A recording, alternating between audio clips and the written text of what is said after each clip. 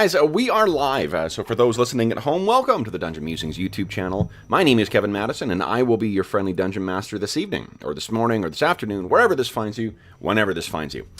Today, we are carrying on with our quarantine campaign, playing Advanced Dungeons & Dragons 2nd Edition, playing through the classic Legacy of the Crystal Shard campaign. And interestingly enough, apparently the Icewind Dale is where the next D&D adventure is going to be set as well. Ooh. So I don't know if it's an adaptation of this thing. So we were cool before it was cool, guys. Playing in the Icewind Dale before WotC decided to turn its attention back to the Icewind Dale. It's actually called Rime of the Frost Maiden, which sounds very, very similar to this. So I wonder if it's going to be an updating and adaptation of this adventure. So you guys will have done it first. And speaking of you guys, let's talk about the stars of the quarantine campaign, the Quarantine Crusaders themselves. I'll go the order I've got you guys. Tell us who you are, who you're playing, and what level are you currently. First up is Dave. Hey everybody, I'm Dave. I'm playing Lex Wiltshire, who is a level 4 Ranger of Myliki. And yeah, that's it. Pretty awesome. Next up is Andrew. Oh, you're muted, Andrew. I am muted. There we go. Hello, I am Andrew. I'm playing Kola, a 3rd, soon-to-be 4th level cleric of Klingman. Very nice. Priest of Klingman, never mind. An Allegor. There we go. Awesome. And next up is Arlen. Hi, I'm Arlen. I'm playing Gorwyn, who is a 2nd level fighter academic. Which academic is not a special class; it's a kit for wizards that he took, which is kind of cool stuff. He's not quite as good at fighting as he should be, but he's pretty smart. Yeah, that's right. Don't you take a -1 penalty to hit in your first round because you're thinking too much? Basically. Yeah, I love it. Yeah. That's great. Some quick thinkers in this group. Next up is John. Hey everyone, I'm John. I am playing Falkrel Hawkfriend. He is a 4th level Ranger, Falconer, and a 4th level Specialty Priest of Solinar. Nice. I'm the healer. Excellent. One of the healers, I guess, because Kola. Oh, yeah. Yeah. Next up is the legendary oil boss himself, Jason Hobbs. Hey everyone, I am Jason Hobbs, and I am playing Store. Professional soldier, amateur gambler. I think I'm going to start a rumor that an unstreamed episode, you made a very, very creative use of flaming oil, and that's why we call you Oil Boss, not because you smell you sell scented oils. That seems more on brand for you than the other. And what? Last but not least, Mo, can you hear us now? No, he cannot. So we'll do introductions for Mo. If Ice King is in chat and you have a drink. We're having challenges here with Mo's audio. Yeah, he's not even in the hangout yet. All right, so then, guys, let's talk about what happened last session. So the Andrew and Arlen were not here last session, but what do the rest of you guys remember? Well, we were traveling through the caverns. I'm going to give this a stab here, Hobbs, because I want to talk about Store. So we were traveling through the caverns, and we were a little banged up, so we took a rest and just a little scouting and found a spot to take it easy. And then we kept traveling along through the caverns, trying to get over to the eastern side of the Dwarven... was it the Dwarven Vale or the Dwarven Valley? Dwarven Valley. Yeah. And we came across a bridge that looked fairly normal and a good sturdy Dwarven design. And we started to cross the bridge, and about halfway across, we got attacked by a spider. And in the next round, that spider turned into like 4 or 5 spiders. It still looked pretty reasonable, and we could take them on. Shot some arrows and did some fighty things. And then all of a sudden, there's like, I don't know, 12, 13 spiders? Some ridiculous thing? Yeah. Falkrel, no, Paldrinord, partway during the fight, decides to urge Alehead to move forward. Well, Alehead also freaked out and charged and nearly knocked over and almost trampled Falcril and Thomas. And Store took that as an opportunity to ride Alehead into battle, or at least try to. And mounted Alehead, attacked a bunch of the spiders. It was pretty epic, actually. And Stalehead almost died. He got knocked down to like 1 hit point. Several of us failed our poison saves.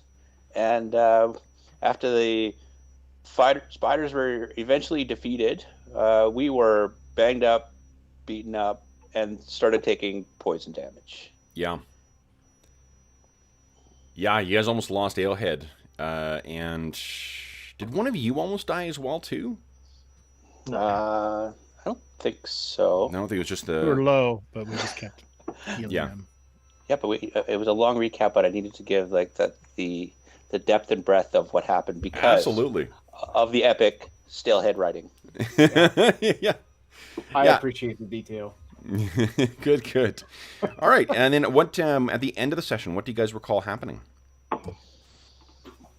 We came across some Dwarves' voices, in the distance, and we sent what was it, Lex forward to scout? Yep. Yeah, Lex scouted forward. There was 4 dwarves that were wearing. Well, we noticed the black ice on one of them, and they looked like they were set for guard duty or battle, and they were patrolling in that side of the mines. Yeah. Okay. So we stopped because we didn't have cola ready to go, but now we're ready. Oh, Yeah. I see.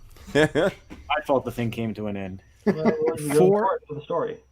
Before we start, do we need to talk about what our intentions are? Because Cola and Lex went up there, right? Yeah, if at the risk of a little table talk, is that possible? Because I don't necessarily want to dive in here. And No, I think it's going to be good to. So I'm trying to find my Xanthar's guide, so I can have some ready-made dwarven names at hand. I think it's worth just your characters would remember specifically what your mission is, but I know that in the middle of this crisis, every week feels like a fucking month. So let's just take a moment for you guys to recap what your plan was meeting with Berek Hammerstone. So go ahead, guys. I'm grabbing my Xanthars. I'm less confused about what's happening in the real world and more confused about being in like multiple games and worlds and books and systems. All right, so we have traveled across the Dwarven Valley, and we want to find out exactly what's going on with the Hammerstones, and to see if we can stop the hostility through some diplomacy. And we are using Cola's kin with her mother and uncle, who is the leader of the Hammerstones, to get us in. Now, I don't think we've ever quite decided if we're going to say, nope, we're definitely, followers of the guys on the west. We're west side boys, but or not, or I don't know how you're going to do duplicity really with being, a member of Clangadin, or if we should just. So in the film version of this our cold open is you guys all sitting around one of that little coal burning brazier that Paldronor and his troops brought with him. You can hear the sound of dripping water somewhere off in a cavern. There's a wet stone wall, and you guys are all hunched around this, talking about strategy. Carry on. So what do we think? Where did that narrator come from? Yeah, seriously, that was really intrusive. Jesus. No breaking the fourth wall. Anyway. Well, I was thinking we're here to support Cola, right? We're his. We had like bodyguards or what brought him back from brought him to the valley. Yeah, I'm really asking what our play. Yeah, what's our play to get in? What's our we can be anything. We can be that for whatever. But are we going to be duplicitous and say we're coming back? Are we saying that we are, diplomats from the west side, or are we just say Cola is here to see his mother, who he had heard was sick? What exactly? How are we approaching this to get in and find out what's happening? That's really what we want to do. But what method are we using? I think the Oh, who's that? Mother. What the what? Who's What? that? I hear a voice from the shadows. Mo, Sorry, you there? Mo, we all talked over you. I'm Yeah, refreshing my PC video here. playing Hold up on. late. Let's see. Hey there, Mo. How's it going? Yeah, PC is being a pain. I think I really have to buy a new one. All right, carry on. Sorry, you guys were saying. What was Well, your I thought, think Mo? I was thinking coming back to see his mother is the least politically fraught. Right, but they're immediately going to ask who are we with, right? We already know that. Well, we could just dissemble and say we're here for the dwarves and pretend we don't know what's happening. Maybe. Well, we just obviously, came Cola through. has got to sell that. We just came through an underground mine passages and stuff, and we have Paldranor with us. Oh, right. So, Paldranor, go home. Avoid the giant. Avoid the giant slugs and spiders. Yeah. Yeah, there's and Yeah, I'd forgotten about that. there's not really any other way. Like, I think that's a good point. That the fact of the specific route we took to get here is going to do more to betray any sort or belie any sort of claim that we just came directly from the Vale here, because there's only one way we could have gotten into this pathway. yeah, so I think we should be up front. One way or the other. We are either saying, "Oh no, we are with the Hammerstones," and try and be, which I think is the bad idea, or we just straight up say, "Nope, we're here for Cola to see how his mother is doing, and you will not deny us that opportunity," basically, kind of thing. I like Yeah, that. sort of bluff it out. You mean? No, not bluff it out. Tell the that's- truth. that- We're here to that's the find out truth. what we're here No, to no, find but- out how Cola's mother is. Ignore the fact that we've just come from the other side and just No, I think it's obvious that we have Paldranors with us, and if they ask us, say, "Yes, we're here to find out what's going on and really find peace between the dwarves." okay. Sounds like a plan. But we know that anyone wearing those crystals in their armor is not exactly open to a whole lot of reason. Yeah, but they're not going to attack us down here, not 5 or 6 of them or whatever, because we will destroy them. I think there's something to be said about a diplomatic mission, even if we come blaring a white flag and say, "Yeah, we'll come with you peacefully. Let's see what happens." And if it comes to something else, then it does, and then we'll have to sneak in instead. I agree that using my mother as the primary reason. I mean, it has the benefit of not being a lie. That is why I'm here, and that's my first and foremost priority. In terms of explaining Paldranor's presence, did we parlay with Silverstones or Silver Streams? The Silver Stream. Silver Streams. Did we negotiate with them for passage, and we could just play that off, and Paldranor came to make sure we didn't cause any other trouble? He's our guide. Yeah, He's our guide through the mines. because he's going to become a prisoner really quickly, I think. Well, only if he Well, yeah, says that's he's, why only don't if he think we says he's stay. loyal to the Silver Streams. If they ask, he's our guide. That's it. Kolar, do you want to be duplicitous in this situation? I don't necessarily want to be duplicitous, but I don't know what I'm walking into, and I don't want to put you all in a situation where you could be captured or killed simply because of That's saying... too late. We're already Too late. decided. We're on already that. here. Yeah, but we could... I don't think I'm going to be able to get in front of my uncle and find out what's really going on if anyone here for a second thinks that our loyalties lie anywhere other than with the Hammerstones. I disagree, Encounter but we had it's up to you. at the gates when we first entered, and we They first attacked encountered us 'cause we had a- Hammerstones. They attacked us because we had a Silver Stream with us. They were trying to take her in possession, and we said no. That's why we ended up fighting. Mm. They wanted us to turn her over. We said no, that's not happening, and then we fought. So why don't you just go with what you want to see your mother? Maybe at some point see your uncle, and we're here to do what's right for the dwarves, and just play it by ear.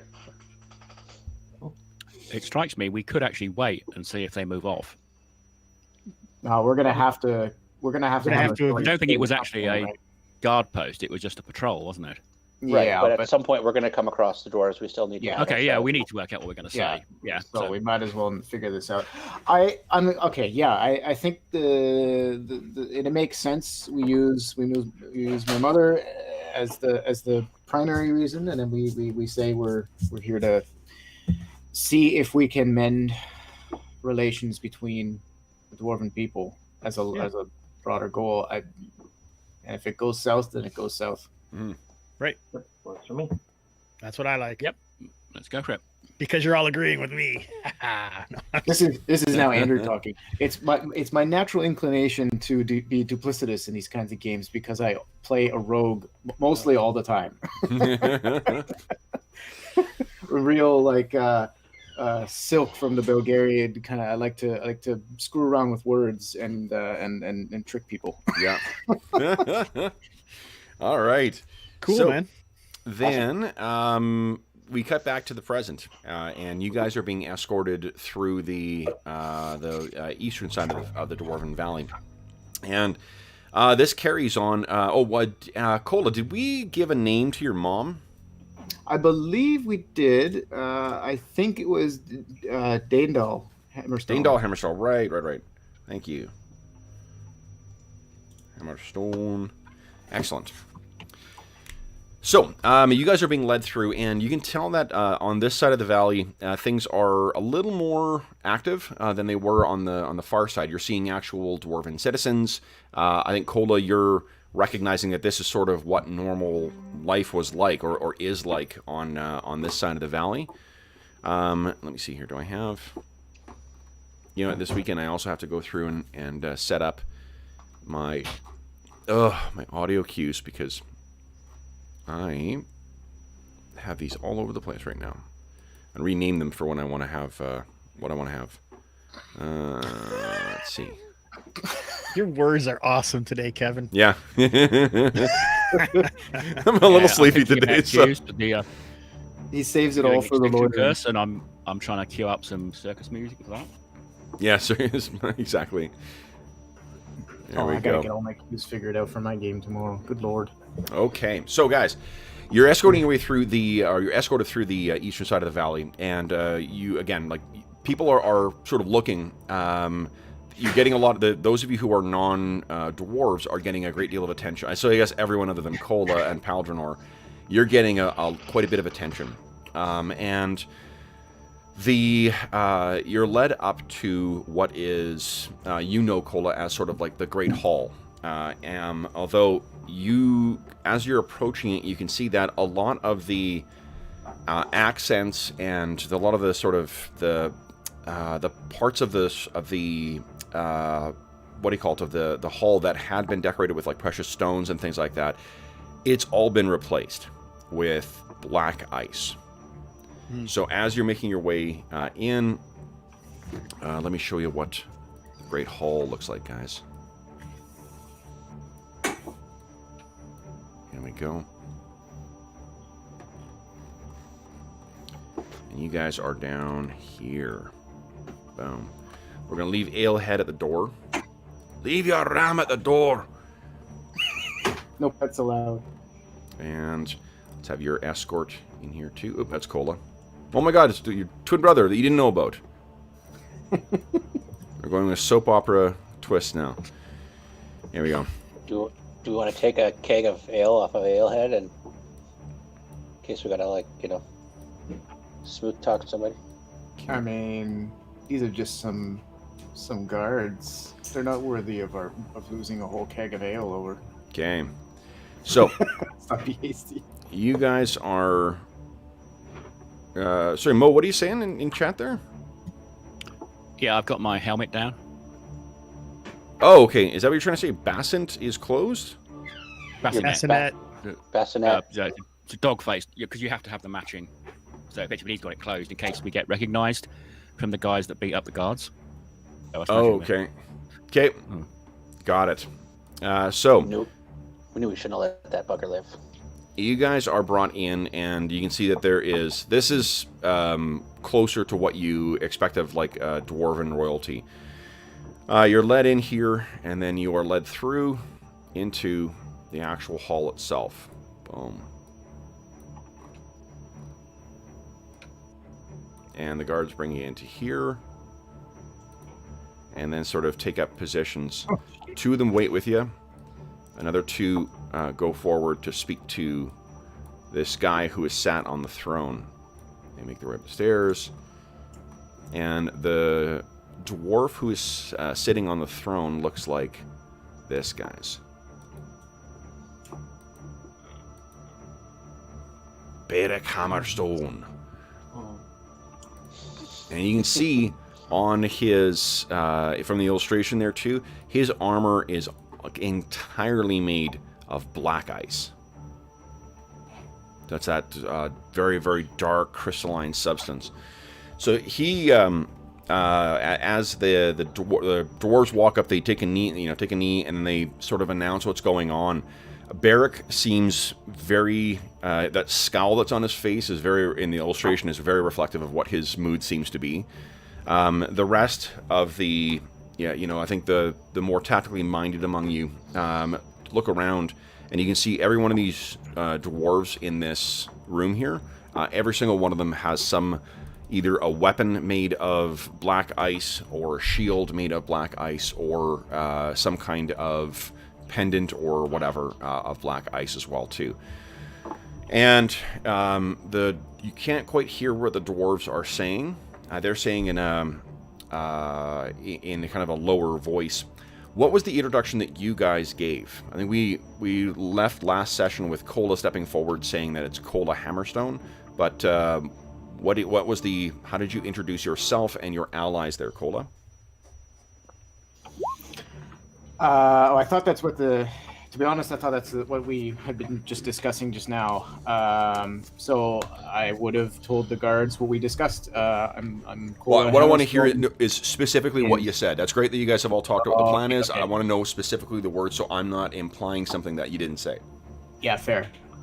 I'm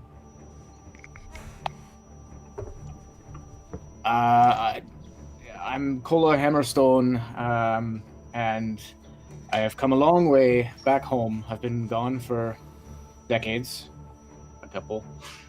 And I have word that I've received word that my mother is unwell.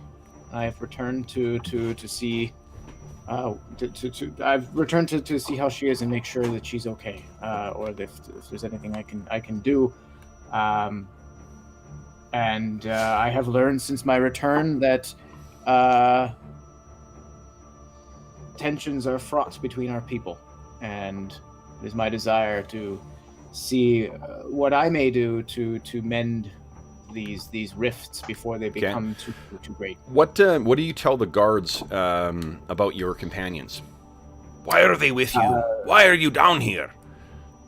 They would have demanded. These men and others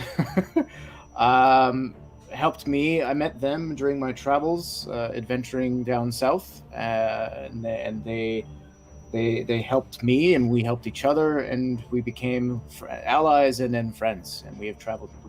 And so they are here as compatriots of mine, and they're your hirelings. Not quite. We are traveling companions. I think that the times of being hirelings is long past us now. And how did you get down here? And why are you traveling with a silver stream? If you've been outdoors into the valley of late, the storms have become far too dangerous. No one can travel above ground right now. The only way to safely arrive here was to travel underground, but it has been far too long since I have made that journey, and so I negotiated for a guide and hired this dwarf, this silver stream, to provide that guidance and get us here safely. Okay. So that's what seems to be what the guards are communicating to Hammerstone. And Hammerstone seems, again, really pissed. He goes from a face of kind of fury to even more so. And then before the guards finish talking, he sort of barks out that just, from where he's sitting, it carries out throughout the whole hall. Nephew! I will step forward.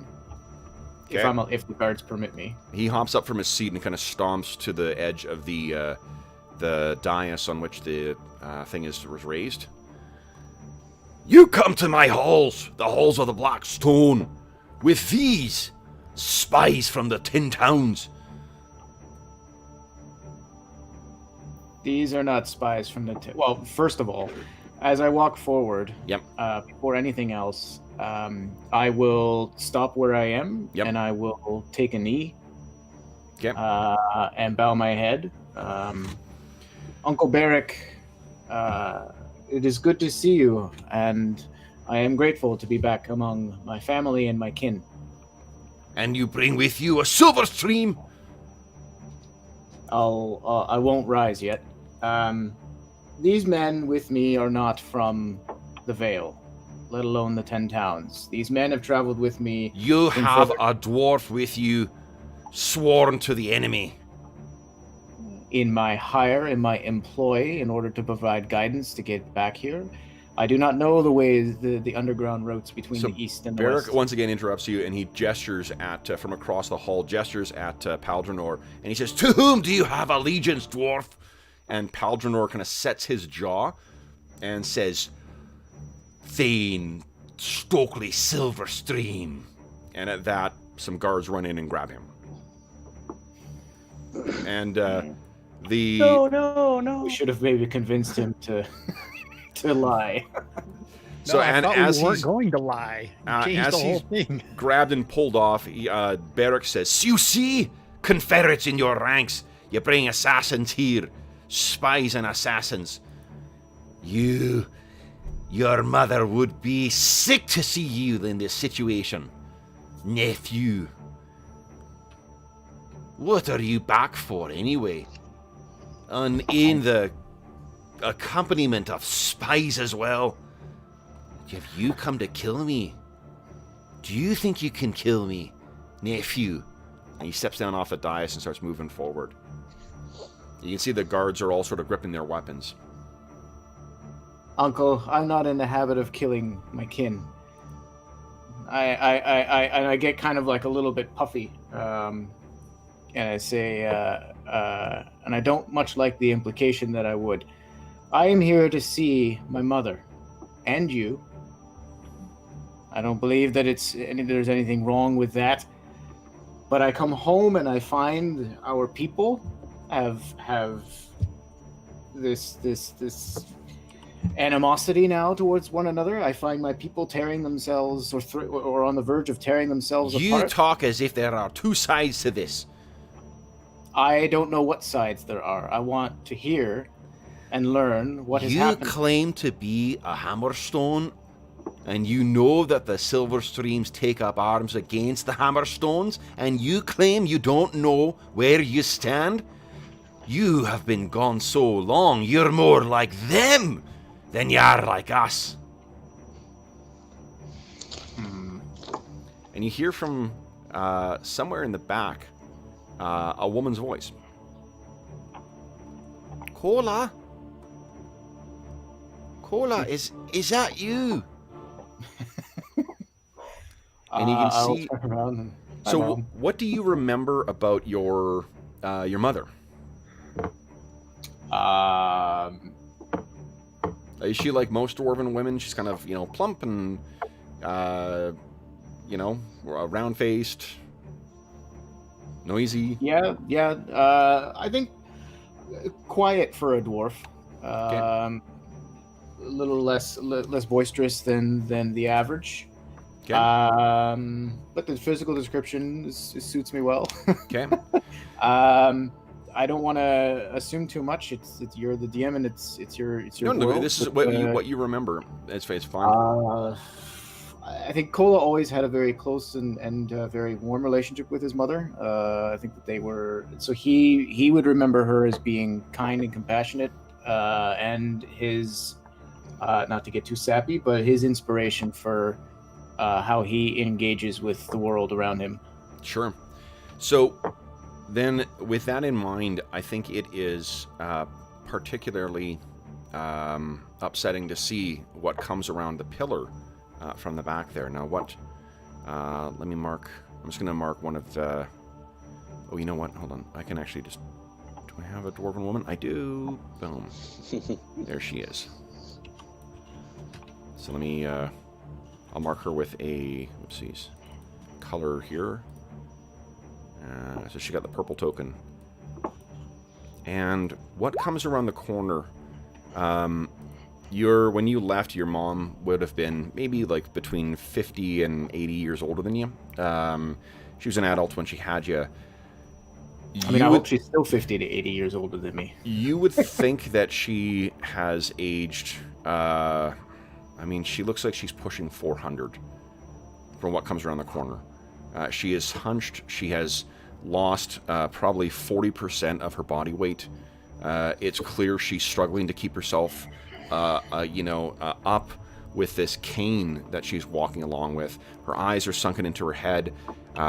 She's got almost like a comical dwarves to dwarven eyes look proportionate, but when she loses all that weight and it's her clothes are hanging off of her, her head looks so much bigger, and it's a shock to you that her frame could carry this. And she's slowly making her way towards you. And what you can see hanging around her neck is on a thick steel chain is a massive chunk of black ice.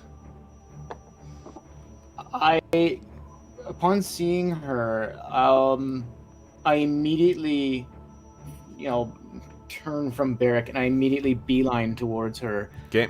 And running. I will. Sure. And Whoa. I see her, Yep.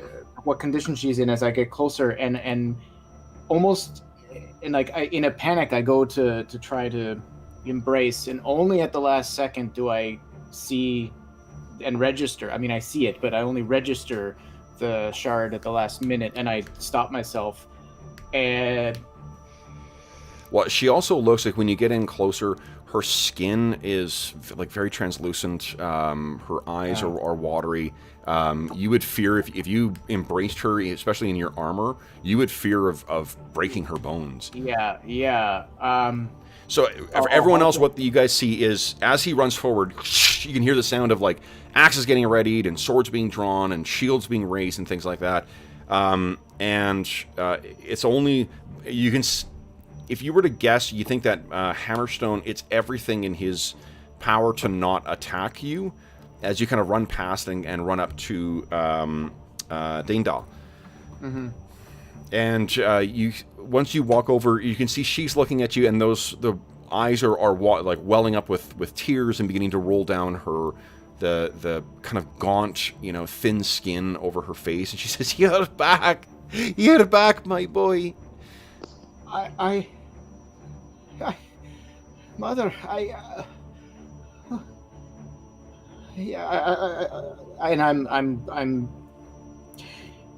I'll drop to my knees again. Yeah. And she sort of, clicks forward on her little cane and puts her hand on your head and tussles your hair, but you can tell like she doesn't have the strength she used to. And she says, there, little one, you're back now. And Berek turns to her and barks out, he'd have been best to leave and not come back. Look what he travels with, Dindal. Look who's with him. Spies and assassins. He has fallen far from the Hammerstone shadow. And you can hear kind of a from the crowd as well, too. So you guys can see this happening. Cola he's been a pretty tough customer for the time that you've been traveling with him. This seems to be the thing that breaks him. And honestly, his mom does not look far off from some of those mine runners that you faced. Not as filthy, not as degenerate or whatever, but I mean, there's something definitely off with her. Go ahead. Is this the whole conversation? Is it happening in Dwarven or Common? And if it's in Dwarven, do any of us speak Dwarven? No, it's going to be in Common. Okay. I'm assuming that Cola's been doing it for the benefit of you guys, and when Berek, he wanted to make sure you guys understood the insults. The conversation between Daendal and Cola may have been in Dwarvish. I was been speaking in Dwarvish. Oh, and one thing too. So I also, if you guys haven't checked, I've updated the house rules again. And one of the things I wanted to add is you can, like you get additional languages with your intelligence. You can use that. I mean, you get your proficiency slots with that, which is separate from the languages. I'm also going to let you spend half of those rounding up to pick languages that your characters would know. Some of your characters are 80 to 100 years old, and it's silly to have all of those be things you're waiting to learn. So I like the idea of there being a reserve of languages that you can also learn, but I also think that you guys should have the opportunity to learn other languages too. So if you feel that if any of you have not yet picked, if you got a spare language, you can feel free to add Dwarven in. Falcarel, I know you were working on Dwarven as well too. Dwarvish, I guess. I'm not also 80 years old, so. Yeah. No, well, what do you call it? You're half elf, right? Yep. Oh, so maybe half elves are the same age as humans? Roughly, yes. Yeah, so even then, like, the thing that we forget, right, is the difference, like, mainland Europeans routinely learn 2-3 languages, as part of their, part of growing up. In this kind of setting where there is a cosmopolitan kind of, exposure to different things, I think you guys would have the same opportunities. So if you want to say that you speak Dwarvish, I'm fine with that. I've already got 4 other languages aside from Dwarvish, so I'm good. Oh, okay. So then, guys, what are the rest of you guys doing during this? You can see that the other, after grabbing Paldronor, they strip him of his axe and his shield, and they're, to be honest, like getting ready to put manacles on him, and then these soldiers are making their way forward here to sort of keep an eye on you guys.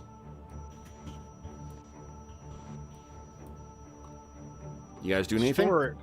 Stor growled under his breath when they came to take Paldronor. He's touched by Cola's situation, but he isn't happy with the path that Cola took. He would have preferred maybe just a head-on clash here, because obviously this black ice is controlling all these guys, and when would there be a better time to deal with the issue, maybe? Yeah. But we're all wounded, so he gives a little smile. All right, it's a family reunion. Can we have a fucking drink now? Okay. And he's with us. And I'll sort of nod my head towards Paldronor. Okay. One of the dwarves says, "Shut your mouth, human." The Berek looks back and says, "Yo, you think that spies are welcome? I think not." And he calls out, "Baka." And I'm getting prepared to, if they attack us, I'm getting prepared. I'm not making it. So what does that mean? Lex puts his hand on your shoulder and shakes his head. Okay. So you start trying to ready your weapons. Lex puts your hand on your shoulder. No, he's put my hand down to the hip, but Lex sure. sort of presumably. What you see is Berek calls out the name Baka. Come to me. And what you see walk out, guys, is someone. Hold on here. Oop, my library. Who looks? Where are you here? It is a human woman. And Stor, as this person's walking out, you sort of narrow your eyes because she's dressed like to be honest, she's dressed like a merchant. She's like a Sword Coast merchant, the type that you've seen moving up and down the coast. Not the kind who actually travels, not the kind who sits and counts their money and sends out ships, but the kind that actually goes out there into the wilds and or into the markets of the Sword Coast and earns their keep with barter and with a silver tongue. And as you look a little closer, you can see that she has a marking. She clearly is from Luskan. And as a refresher, remember that the people in, or the culture in Luskan is such that it is organized around different ships. And the ships are basically, you can think of them like gangs or like political parties or whatever. And it may not surprise you to learn that she has the marking of ship Rethnor. The same one that you knew that Slim was associated with. So, Story, you're the only one who this would, for whom this would register. So she walks. When Store sees her walk out, he goes, that's more like it. I thought maybe, you bastards hated. Then he realizes she's from Rethen. Another one. Rethnor. Right? Yeah. Okay. So she walks out and she says, yes, my dame. And he looks over at the lot of you and says, spies from the 10 towns, as you said would be coming for me. Though this time they come traveling with my nephew, this wretch. Perhaps he's been corrupted. And Daendal is still stroking your head, Cola, and she says he would not know. He would not knowingly turn his face away from our clan. And she puts her hand on you, and where it once was a comforting, nice meaty dwarven mom hand, hand—it's a skeletal, sickly kind of thing that pushes up. You can see the veins are visible on her hands. The skin hangs like almost loose over it. Blue veins. For a moment, I almost flinch. Love it. This. Yeah. Not out of repulsion or anything, but just out of sheer shock. Sure. This is what I feel, and I recover after a couple seconds. But there is an initial Yeah. So she slowly kind of brings your head up to meet her eyes, and again, like they're roomy. There's tears that have come down her face, and even in spite of how changed she has become, you can still see that when she smiles, you're still seeing your mom in there, and she says, "You would not turn on us, would you? We Cola. Hey, your true allegiance is to the Hammerstones, yes?"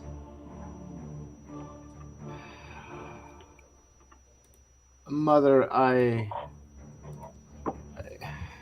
would never turn my back on you, Mother, and I would always come to your side. I am always your son, and you will always be my mother. Ah, that's my boy. You see, brother, he has not turned on us. He was at best tricked by the perfidy of these things, of these spies. At that, I had been holding her hand. Yep. At that, my hand will let go. So this is Baka. And I'm going to take a step back from Daendal. And as you take a step back, what Baka says is, "My Thane, take care. It seems his loyalty may falter." And his head snaps over to you. "Is this true, nephew? Would you refuse your mother? Have you fallen so far?"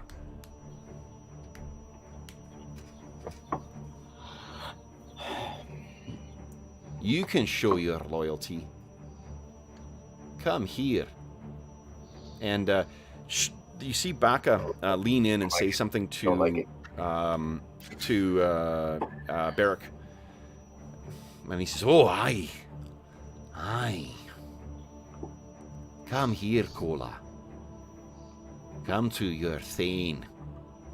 Come, nephew. Why do I get the distinct impression that negotiation was Oh, come on. He's just got a necklace for you. Don't worry. You can tell, Cola, that, you can't ever think of a time when the dwarves have ever had a human, seneschal or, advisor or things like that. Like, this is obviously... Yeah. And just for context, too, Luskan does not have any sway or meaningful sway in the Icewind Dale.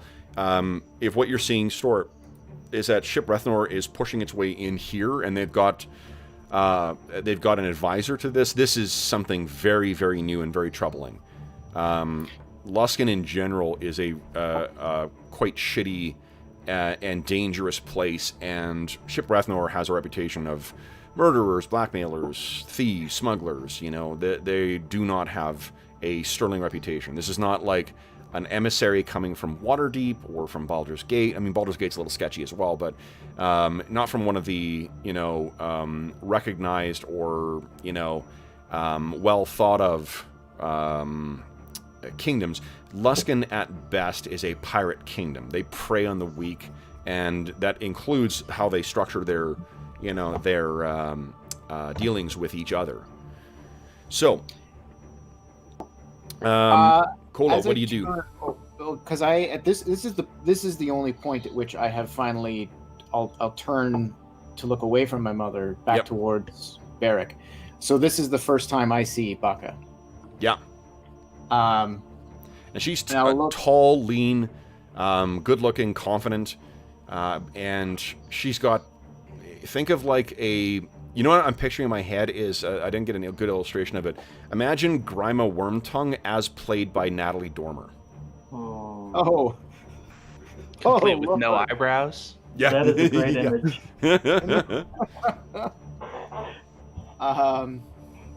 I'll look up and I'll actually stop and kind of be taken aback. Okay.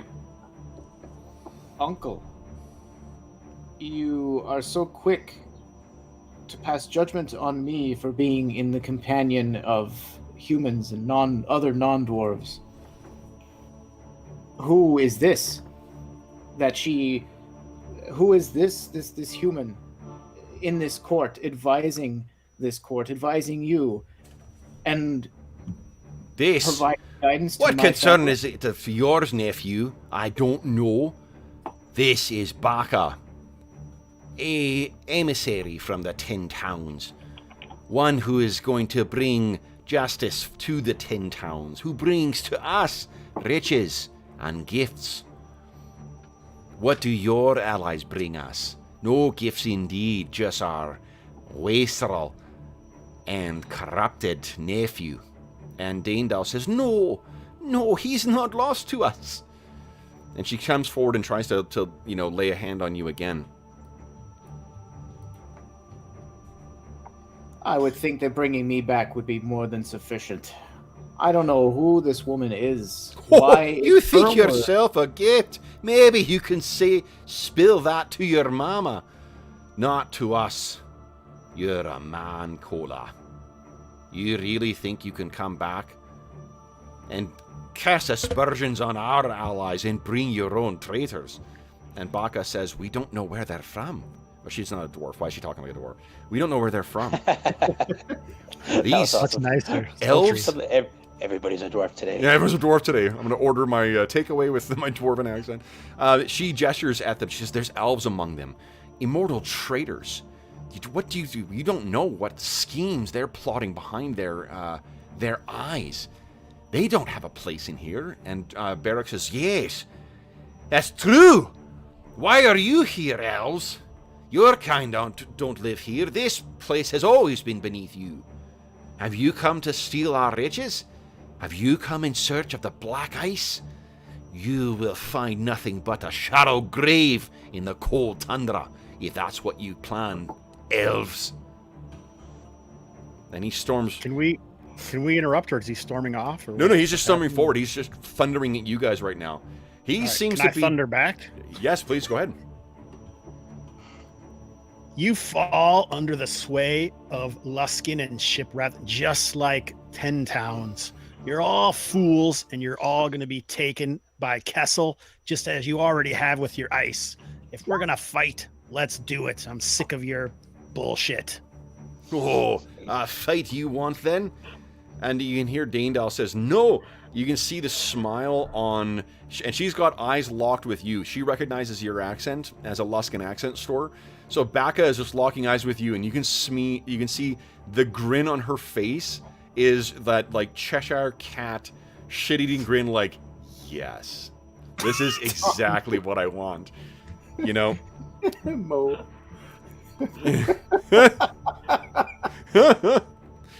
Okay. So then, Berek, unless someone else wants to say something, Berek is going to thunder something out to order his guards to kill you all. Presumably, we picked up enough Dwarven to know what that order was. Well, again, he's speaking common. He wants us to know, yeah. Yeah, he wants you guys to know that you are fucked and that he's going to kill all of you. He also does not seem to... actually, his nephew is right next to you. I don't think he's going to concentrate on you guys. He's got something more important to deal with. Get back over here. Nope, I'm there. We rush up. Furthermore, I'm not leaving my mother's side. Okay, Get then the necklace off her. let's do this, guys. Let's roll some initiative here. Yeah, this So, who has... Let's see here. What Andrew, you missed last session, and this is definitely seems to be part of your moment here. So let's have great. Yeah, you start. All right, guys. So no one's going to be surprised. We're not rolling for surprise here. I think it doesn't shock any of you when Berek Hammerstone screams out in comment, "Kill them all!" Oh boy, very slowly apparently. So Andrew, would you kindly beat my 10? Just Not great. Not great. No. All right, so guys, remember we're using our so in the new house rules as well too. Any axes or hammers, any axes or hammers, they ignore 1 point of DR as well. So you don't need to worry about that. Okay. Before we get going, those silvered longswords we picked up, were they masterwork or just ordinary ones? They're just ordinary ones. Okay. Good question, though. Oh, you know what? Pelgenor's the one Pelgenor had suddenly had a better speed on it. Well, he had an axe, but we got. Yeah, he's got a masterwork axe. Yeah, I was just checking. So that would. No, I think I will. So what I'll say is, they're. I'm trying to think here. I think. Let's say that their weapon speed is 1 less. So any of your silvered weapons, you can assume that the weapon speed is 1 less than what a comparable one is. Doesn't do any extra damage, doesn't doesn't give you a bonus to hit, but they're lighter, so they're balanced better. The ones from way back in Bryn Shander. Yes, the ones that you got that were shipped up by the Harpers. Okay. Cool. I have a quick question. Of course. Say I cast Shillelagh on my staff. It kind of makes it a magic weapon. Would that slow down, reduce its speed as well? Let's see here. Because it's a spell effect. That's a good question. Let's see what it says. My inclination is yes, because magic weapons it's a plus to hit, plus the damage, and reduces weapon speed. Let's just see how it's phrased here.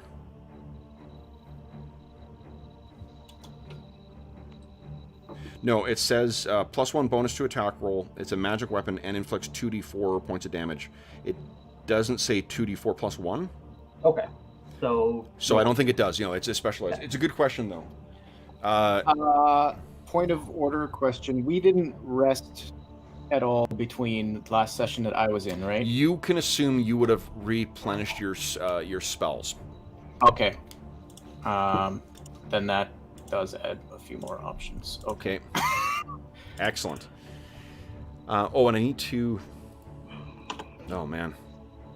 I can't tell you how thrilled I am, just as an aside, with the way dungeon grappling worked yesterday. It's going to be so awesome using that going forward. What a great option against you heavily armored guys. All right. 60 yards. That's how you get them in Pathfinder. You go after their CMD. Is each of the squares 5 There's, feet? you know, that it's there's you can use dungeon grappling with Pathfinder 1 too. It's way better than the way grappling works in PF1. Rules is written. Might have to pick it up.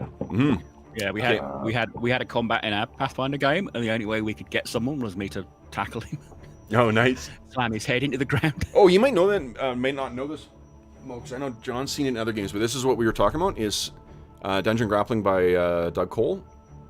All right. Yeah, yeah. Oh, okay. 60 It's yards. super. It's just tiny little thing, but it's got it's like optional or a different set of rules for grappling for unarmed combat with for OSR games, for Pathfinder 1 and for 5th edition, and it's super fucking cool. Okay, so then guys, looks like I'm acting on I think I've got some acting on a 10 actually. So Cola, you and these guys are acting simultaneously. What are you doing, Cola? There is a split second of hesitation as I realize what's going on, and I come to that, and I look back at my mother with a profoundly pained expression, and my hand almost like twitches to do one thing. Yep. But then I look back at my compatriots, my comrades, and I turn and do something with my hands, and you all see that familiar blue-white aura start to expand from me as I cast Bless, or start to cast Bless. Okay. So let's see here. Oh boy. Then I'm gonna move some of these guys. I have absolute faith that everyone's going to be in melee, and this is going to be for nothing anyway. But if I'm literally going first, So let's see here. Dwarves move 4, so 1, 2. They move slowly. 4. So they're starting to Hey, run. now. Yeah, there's a bunch that are gonna run. I'm very in- good over Twitter. Yeah. So these guys will not be able to attack this round. Ooh. Poor Paldranor. Well, He's a tough little tank. So he can charge. yeah. He can charge. Okay, so we'll move some of these guys down. Get them! Okay. Good to have you back, John. The Astonishing Fortune. Yep. They were drawing straws last night to see who was going to be playing the role of John. Okay, and Was it Dave? Yeah, it was between Dave and Arlen. I think Dave ended up doing it. Yeah. Okay. Oh fuck! And there's this whole cadre back here too. Jeepers.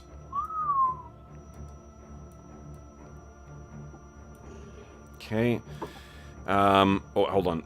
Yep. Yeah, there we go. I'm gonna move these over in this direction here. There we go. All right. So then on an 11 is Falcarel. What are you doing? Falcarel is taking 2 steps over to the side. Yep. And he twirls his staff around and slams it into the ground, and just like green lightning crackles up the length of it. He's cast Shillelagh on it, and he's like, if we must do this, we'll do it. And I think as you twirl it, your hawk leaps up into the air. We should really just name your hawk Asshole, because he never listens to you anyway. So, Asshole lifts to the sky, rah, and is just circling around the massive cavernous ceiling in here. Next up will be Thomas. What are you doing, Thomas? I'm going to. Yeah, I know that Bless is coming, so I don't want to blow this up. So. Oh, well, Bless hit now, I think. No, Yeah, plus yeah. end of round. It's a full round. Oh, spell. no. That sucks. Right. Okay. That's why I'm like, this may not work, but He's moving over towards Paldranor to try and get him free from those 3. Okay. That was my idea, too. And he's going to call out, fighting withdrawal. Oh, What? did Alehead respond to verbal commands? It's not here. Yeah. Do Yeah, you no, it's speak not. Dwarven? Well, No. Yeah. I'm so- probably working on it, given the amount of time I've been down here. But So no, Alehead, even if he did respond to verbal commands, it would likely be in Dwarven, or Dwarvish. Okay, so that was Thomas. Then it is looks like Gorwin. What are you doing, Gorwin? So Gorwin's gonna draw his sword and then ready an attack if any dwarves get in sword range, but he's not gonna move up or anything like that. Okay. Then it'll be Store on a 15. What are you doing, Store? Store whips out his sword, spins around this dwarf, and attacks this charging one. Okay. Go ahead. Good call. Ooh, that means there's some who don't need to charge you now. Ooh. But this guy has a lower AC, right? He does have a lower AC, yeah. That's a hit. Go ahead and roll damage. Funk. Oh, and when you use a Bastard Sword two-handed Store, remember it ignores 1 point of DR. I think I need my shield right now. Yeah, not a bad idea. 9 points of damage, not bad, not bad, not bad. Let's check what this guy's AC is. Or AC, his hit points are. Oh, wrong dice, wrong dice. Wrong dice, Madison. What are you doing? I am rolling for them like they are. Okay. All right. So you hammer that guy, and or technically sword that guy, and he is hurt, but not. He is not down. There we go. Oh, you can't see that. Here we go. Let me get bar. Laughing. Okay. You guys can see that bar now? Yes. Okay, I will copy him, and he will be my masterwork. All right, so then that was Store. Next up is Lex on a 16. What are you doing, Lex? Lex moves to there and shoots. Okay. At the woman. At the woman. In the face. Nope. Oh, God. Fires an arrow in her direction, but misses. Okay. Fuck. Hits the thing. She sees it, looks back, at the end. That smile turns into a snarl. Now, it is... okay, so first up is going to be Berek Hammerstone. He looks over in your direction. He is wearing full... the crystal plate on him, or black crystal black ice plate. He has a massive battle axe crafted from black crystal as well, and his shield crafted from black crystal. And he screams something out in Dwarvish, but you can't even understand it. He's so just choked with fury. He runs over, leaps, and then comes crashing down on you, Cola. Run, Cola. Okay, so I can't understand what he said. It's not that he's speaking; it's that he's so taken with fury that it's just lost in it's lost in a rage-filled scream. And I am so sorry. We're opening up with a nat 20. Bye, guys. It's been fun. All right. So he brings this down on you. Come on, Jack dice. All right, so you take 10 points of damage from that. From this thing crashing down on you. DR does apply against that, although it ignores 1 point of DR. Yeah. Right. So your DR is a 2, or you're wearing plate mail, right? I'm wearing the plate now. Yes. So it only ignores. So you got to. It has DR2. It ignores one of them. I'm not sure why I'm giving the finger. Thanks. See, yeah. What the fuck, Madison? So you take 9 points of damage. So you take 9. Yeah. It was 9 points of damage you take in total. Yeah. Ouch. I'm already at 10. Your mom screams out, no! And then it's the other dwarves here. So we got one that's coming in on Store, and another that's charging Store. We've got one. Gorwin, go ahead and make your ready to attack. All right. And they are charging, so they're heedless of your... the danger you might... Okay. So let's see here. We've got 2 on you, Store. We got 1 that's not AC. No, that's a miss. And then... Oh, that might hit. 16. Store, your AC is currently a 2? 0. 0, okay. Then that does not hit. Then another... That's a miss. Okay, then we've got, on Gorwin, we got one that's charging in. Gorwin, your AC I've got as a 4, is that right? That is correct. Okay. And then that's a miss. So the 2 that charge in on you are a miss. The 3 that are on Paldronor are going to try and wrestle him to the ground. So let's see here. Fucking all of them. Paldronor is just shaking these guys off. They can't seem to get a good grip on him. They have disarmed him, so one of them holds his axe or his hammer or whatever it was he was wielding. One of them holds his shield, or one of the shields at least, but they aren't able to bear him to the ground. And I think that is it for... Oh, I got one that could... This guy moved in this round, didn't he? Yeah. Oh, Yeah, I think so. He was moving towards me. right, because the other guys grabbed him and pulled back. All right, so I think that's the end of round 1, guys. We are on to round 2. Now, Lex still has another shot. oh, yeah, go ahead. Oh, sorry. Oh, you're... Actually, I'm sorry, your bless would have been interrupted because you got you took damage. Oh. Yeah. Okay. Terrible. Terrible. Eesh. Okay. Oh, yeah, and what's your name gets to go? So she is going to... she runs and kind of takes cover behind the throne. Coward. Yep. I'll deal with you Her later. work is done here, so... Oh, but mine's just starting. Nice. Wow. All right, so here we go. Andrew, let's see here. Would you... Everyone decide what you're doing with your round. Oh, boy. And then Andrew beat my 9. Okay. All right. Nice. Okay. So I'm not acting until around like a 15 or 16. No, that's not true. I got some people moving, so I'm not acting some on a 7.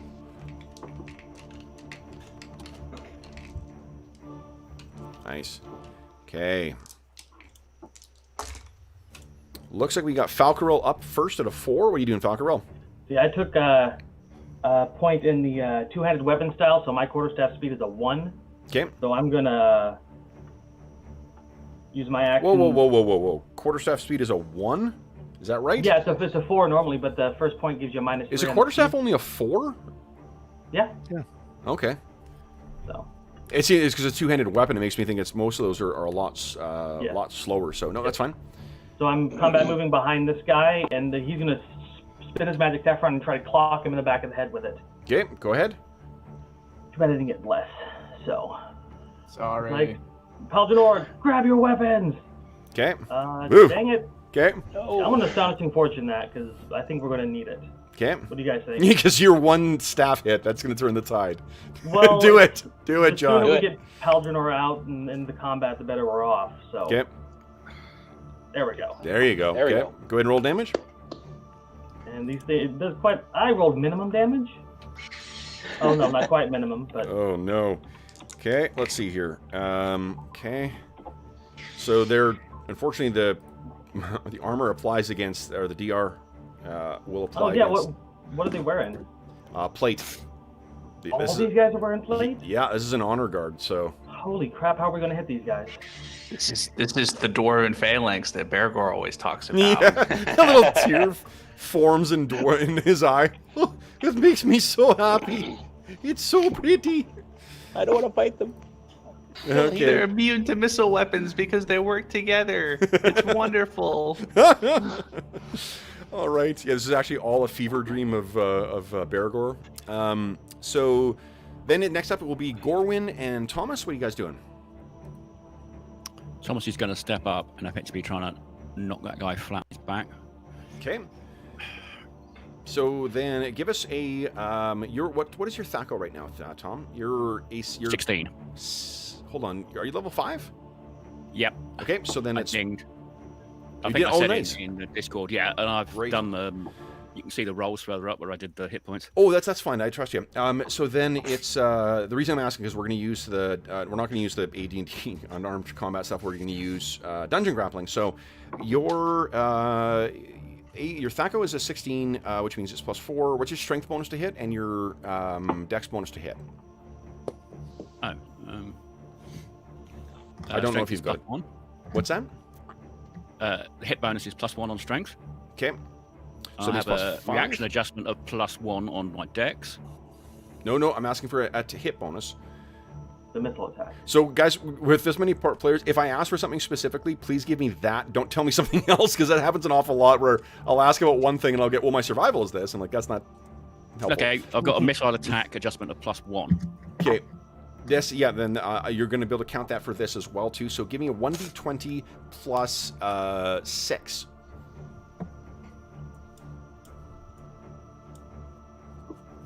Go ahead, and then you have an 18, like 33 strength, don't you, Tom? 51. Oh, big hit. So then what is your damage bonus on your strength? +3. +3. Give me a 1d10 plus 3 damage, please. Or roll. And what this is, we're rolling for your... Holy shit. Okay, so, yeah, what happens is, Tom, you go racing in, you shove this guy, he staggers back, and falls prone. I'm going to take purple off you. You're no longer prone. And that's a hell of a hit. So you clang this guy in the back of the head, and then you see Tom go in, kind of shoulder him, and he falls down. And I don't know if he's probably got at his waist the axe, Paltronor's axe. So then next up is Gorwin. What are you doing, Gorwin? I am attacking again against the same one. Attack. Nope. Ugh, not good. Okay, you want to Astonishing Fortune that, or are you leaving it? I'm gonna leave it. Okay. Then next up is Cola on an 8. I have so many things that I need to try to do right now, but I can only do one at a time. So I got to prioritize staying alive. I'm going to cure moderate wounds on myself. Okay. So then it's, what, 2d4 plus 3 with the house rules. Yeah. Thank you for that, because wow. Oh my god. Cure Moderate's like, no, screw you, we still suck. I mean, you know, thank God for the minimum. Yeah, it's a 5, so, you know, that's... Oh, boy. Oh, my goodness. Okay, well, maybe I'm still gonna die. Wow. Store, you were up next. What are you doing?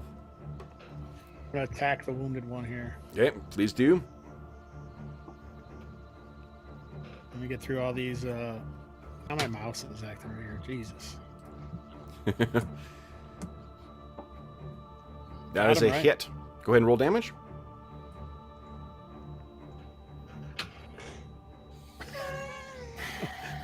Trying. There we go. There we go. Okay. There we go. Okay. As seeing this thing coming in as a killing stroke, the dwarf throws its shield up and it shatters. Oh my god, I gotta pee. Next is Lex. That was fantastic. Yep. So Lex will shoot at this one right here. Yep. Coming in. Oh, AC7's not going to hit. AC7 is not going to hit, no. And then I guess it is dwarf time. He's going to move. Oh, you're going to move as well? Okay. Yeah, to here. All right. So the dwarf that was knocked prone is going to have to stand. Falcro, you can make attack of opportunity against him. I would like to do that. Kapow. Go ahead. Really? Roll 20. It's like, you guys have been playing these characters for too long. Oh, God, nat 1. It doesn't like us. All right, so he's getting up. And we've got 2 that are going to try and wrestle Paltrinor to the ground. Neither of them rolls well enough. We got 1 that's going to come and attack you there, Tom. That actually might hit. Tom, your AC is a 3 right now? Is that right? Mo, can you hear us? Sorry, yes. It is standard male plus. Well, just check on your character sheet. I don't want to recalculate. I think AC 3. If I've got that wrong, let me know. It's probably 2 with the buckler. Are you sure about that, or? Bandit is 4. Minus 1 for a shield would be 3. Yeah, 3. Yeah, so it is 3. Okay. So then that is a hit. You take 6 points of damage. DR will apply against that. And then we got 2 on Gorwin. What's your... Gorwin's a 4. It's a miss. We've got 1, 2, 3, 4 on store. Actually, they can't get in actually, but they can go in and give a flanking bonus. So we got 1 on store with no flanking bonus, no hit. 2 with a flanking bonus. It's 1 hit. Store, you take 5 points of damage. DR will apply against that, but it'll be reduced by 1. And the last one misses. So you're able to keep your distance, but one of them gets through. Then it is Berek Hammerstone. Oh, actually, I can get Lex with one of these guys. So Lex, nat 20. So you take 9 points of damage from that one. Comes in and slams into you with his sword. 1, 2, 3, 4. He's moving up. They can't attack, but they're just moving. 4. Oh boy. They are slowing down these ones here, so they're not just like heedlessly running in. They're jogging up to get in here. Okay. 1, 2, 3, 4. Eesh. 4. There we go. All right. These guys will all collectively 4 start moving forward. This guy, come on, you. Run away! Run away! And then Berek Hammerstone is going to try and take down his cousin, or his nephew. I should have gone with. Oh well. Nat 20 again. Jesus. Well, this time it's only 5 points of damage. Ignore 1 point of DR. Okay. Okay. Now it's this is a favored round, so I know Tom and I think Gorwin and Store all have second attacks here. So go ahead, guys. Okay, I'm going to hit the guy in front of me. Okay. Let me find the... Eesh. Gorwin, you can't get your groove.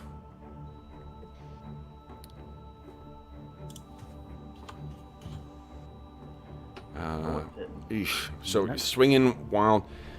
All right. Then it is Berek Hammerstone gets a second attack on Cola. Cola, your AC currently is a 3. Yep. So that is a hit. And you take 9 points of damage. DR 1 point of DR is ignored. Store can get 8 attacks on him even when he has the pillar behind him. Sorry? He's got a pillar right behind him. For next round? 7? 1, 2, yeah. I'll give you cover from the 2 guys who are attacking from... actually, they're not attacking around like a wall or something like that. There's 1, 2, 3, 4, 5, 6, 7 that can attack you right now. Okay. No, not in AD&D. Andrew had a question about whether crits do any effects. No, there's optional rules in AD&D second to apply that, but critical hits aren't a thing in AD&D first or second. Rules That's is written. surprising. So then, what's the benefit of other than an auto hit? What's the benefit? It's an auto hit. It's from what I understand, Gary didn't like the swinginess of criticals. When 5% of your hits are going to suddenly do double damage. So it's an optional rule that a lot of people played with. I don't like them. So I mean, I'm not, like, don't get me wrong. I am not going to complain about not getting critted. Yeah, it's better off without them. Especially the way Kev rolls 20s. Yeah. Hey, those dice of his are lethal. I'm kind of mad at my mom for luring me in now. Yeah, so I'd like to point out for the people watching at home, we've had 2 rounds of combat with the whole party, and I think we've hit 4 total attacks. And one of those with a point of fortune. Yeah. Yeah. Yeah. I mean, one of those was your nat 20 on for Falcarol, though, so that's something. Okay, so then, guys, let's. I see we're at a little past our halfway point here. We're round 3 will be up next. Andrew, you're still rolling initiative. Let's roll initiative, set up the order here, and then we will take our mid-session break. So I want to see who's acting when here. All right, Andrew, would you please beat my 8. Ooh, tied. Interesting. All right, so my first action is going to be on about a 15.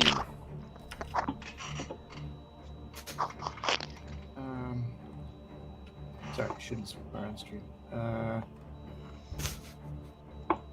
Shouldn't swear on the stream. Have you heard me? What stream have you been watching my here? mother's right in front of me, so I should be... Oh, the hilarious thing, when I made that stupid joke and I started the stream saying motherfucker a bunch of times, YouTube automatically set it to being like, we may not be able to monetize this. It later changed it back, but for whatever reason, it's the first time we've had a stream that came in as the yellow instead of green, where it's automatically monetized. It may not be appropriate for all advertisers.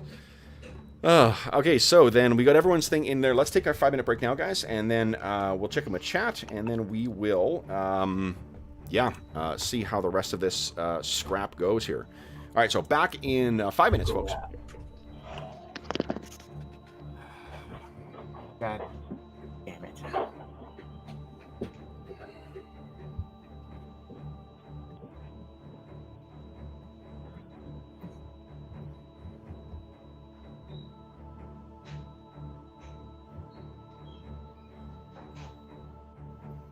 I don't even think there's any point in me casting Silverbeard at this point. It would increase my AC, but he's rolling nat 20s like it's nothing.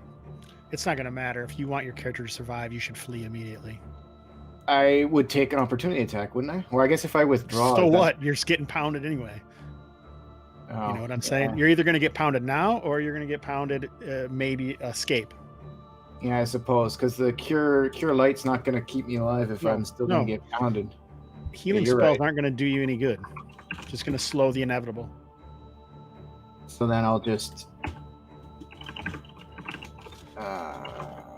No, there's no way that we can win this fight. I don't care if we started rolling 70% hits because their ACs are too good. Yeah.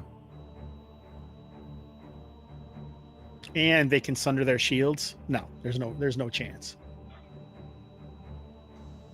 And I don't think there was a chance because there was no biting at all with the suggestion that we're here to try to mend ties. There was no. That's why I was trying to get you to at least have some success by maybe taking the necklace at the time that you had the opportunity, and then we could have ran away.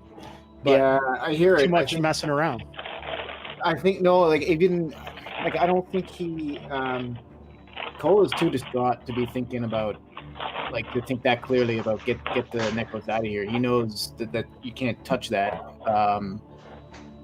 But you can't touch this rock. But it's the other things were necklaces made completely out of black crystal. You could have touched the steel chain. Like I would have tried to cut it off, but you can't obviously because you're a cleric. An axe swing at your mother might be harder to do. Yeah, I would have to. It doesn't matter either way. Plus, I think at this point we know. If Kola were to take it off, they would just put another one back on her at this point. We would need to be able to take her with us for that to have any lasting effect. I don't know. I mean, they may follow her will or something if she has some strength over the clan. I don't know. No, but anyone who actually wants their character to survive should flee now. Yeah. If you don't want your character to survive, then keep fighting. Store is done. There's no way he can get away. Because he's got all 7 of them still attacking him in that situation, even though his back is to the pillar, so he can't get out. So you should run. You should use the grappling rules to your advantage. Push your way out. How is that going to help me? There's 7 of them that are going to use their grappling ability against me. Well, I'm saying you can't fight your way out, but maybe you can push through one of the guys and then take attack of opportunities and run. Maybe get lucky. Yeah. Because you're right. Standing there and fighting 7 of them, you're dead. Because even if you rolled all 20s.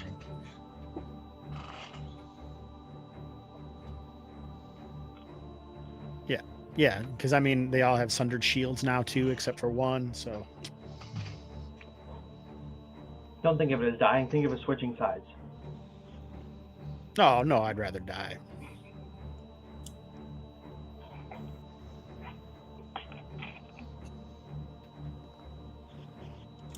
You know, Our next party's going to be way cooler. Cola, what are dwarf POW camps like? oh, you wouldn't want to know. Whole lot of mining. Hope you got some good arms and a good back. I'd be surprised if there are. They're just probably undead. That's why you guys should flee. Most of you guys are going to be faster than them. I think Cola might be done. Because if I flee, I have one thought, but that would be a second change to my initiative order, and I think that's kind of cheating a bit. I have a Hail Mary, but it won't work unless I can see his eyes. And currently, he's locked on you. I've got too far to run, and I run at the same speed as the rest of them. And honestly, Cola's gonna have a very hard time gathering the will to move away from his mom after all this. So I gotta balance that too. Live to fight another day. Yeah. There's one thought I'm having. I can't do it this turn, but if I'm alive next turn, maybe I can try it. But all right. So, morning to you, Fred, William, Brian. What's shaking, guys? Okay. Here is our last coffee, ready to go. Okay, so guys, let's see. First up will be Cola on an 8, and Lex on an 8. Yeah. What are you guys doing? Go ahead, Lex. Or he's. Never mind. Remember, on a withdrawal, you're moving a third of your movement, though, right? Third of my movement? Yeah, if what you're doing is the withdraw combat option, where they don't get attacks of opportunity, it's only a third of your movement. Okay, so Yeah, you have to flee. I was here. Yeah. So I have to flee. I can't withdraw. I have to run. You don't have to run. No, it's I could, your movement is a third of what your normal movement would be. right, so I'm trying to figure that in my head now. So Sure. But they don't get normally- attack of opportunity. And then when in Night Below, we did a thing where they can't just automatically follow up if you withdraw. You He gets a AC bonus. Basically on their move, they can't just re-engage in melee with their shorter movement too. Oh yeah, they can. You just But get that you get an AC negates bonus. Okay. Right. Well, no, I mean it negates things, but that's No, what but, you but can, what I'm saying is before in Night Below, when Berek was withdrawing from the Terror Hounds, what we said is on his turn that prevents them from. I think doing that what you later could do in is the round. you could drop your I can't I don't know I don't remember doing it that way. Okay. And I can't think of a reason. I get that it sort of defeats the purpose of the withdraw, but you're kind of that's yeah. I mean, I can't think of a you can, if you want to run away and just run pell-mell, you can do that, but you suffer the attacks of opportunity. Otherwise, you kind of have to do that, and they may be able to move and attack. They'll be limited to their half move, and you may the one way to get around that is to you withdraw and then someone else move in to intercept them. Okay. Right, but yeah, what might have happened there is that the Terror Hounds may have had an action already. Okay. And that I didn't allow them to then use the rest of their movement to move up. But so I mean, how many squares can I move? you can move 2. Could you 2.6. choose to intentionally delay a withdraw so that they get their Absolutely. first attacks and then you ignore and then you move at the end of the round, basically? Yep, absolutely. Yeah. Okay. If you wait for them to go, you can certainly do that. I'd give you the AC bonus to withdrawing, because you get a +2 to AC, don't you? You do. Yeah, so I'd give you the AC bonus for withdrawing, even though you're not actually moving until the end of your after them. Okay. Okay. Because that would make it a lot more useful, because obviously you might win initiative next time. Yeah, absolutely. Yeah. Okay, so then Cola, do you want to move before him, or do you want to let him have his attack? We're on round 3, so it's a non-favored round. I'm gonna Well, I guess the second option, what you just described. So I'll take the risk because there's the AC bonus, which should make me a 1. So let's hope. Well, I mean, he can't attack you. Oh, so you mean like so you go ahead and move yourself. You can move 1 square because you're. I thought I move after like I have to wait until he. Oh, I see. You attack. You don't have to. You can choose to.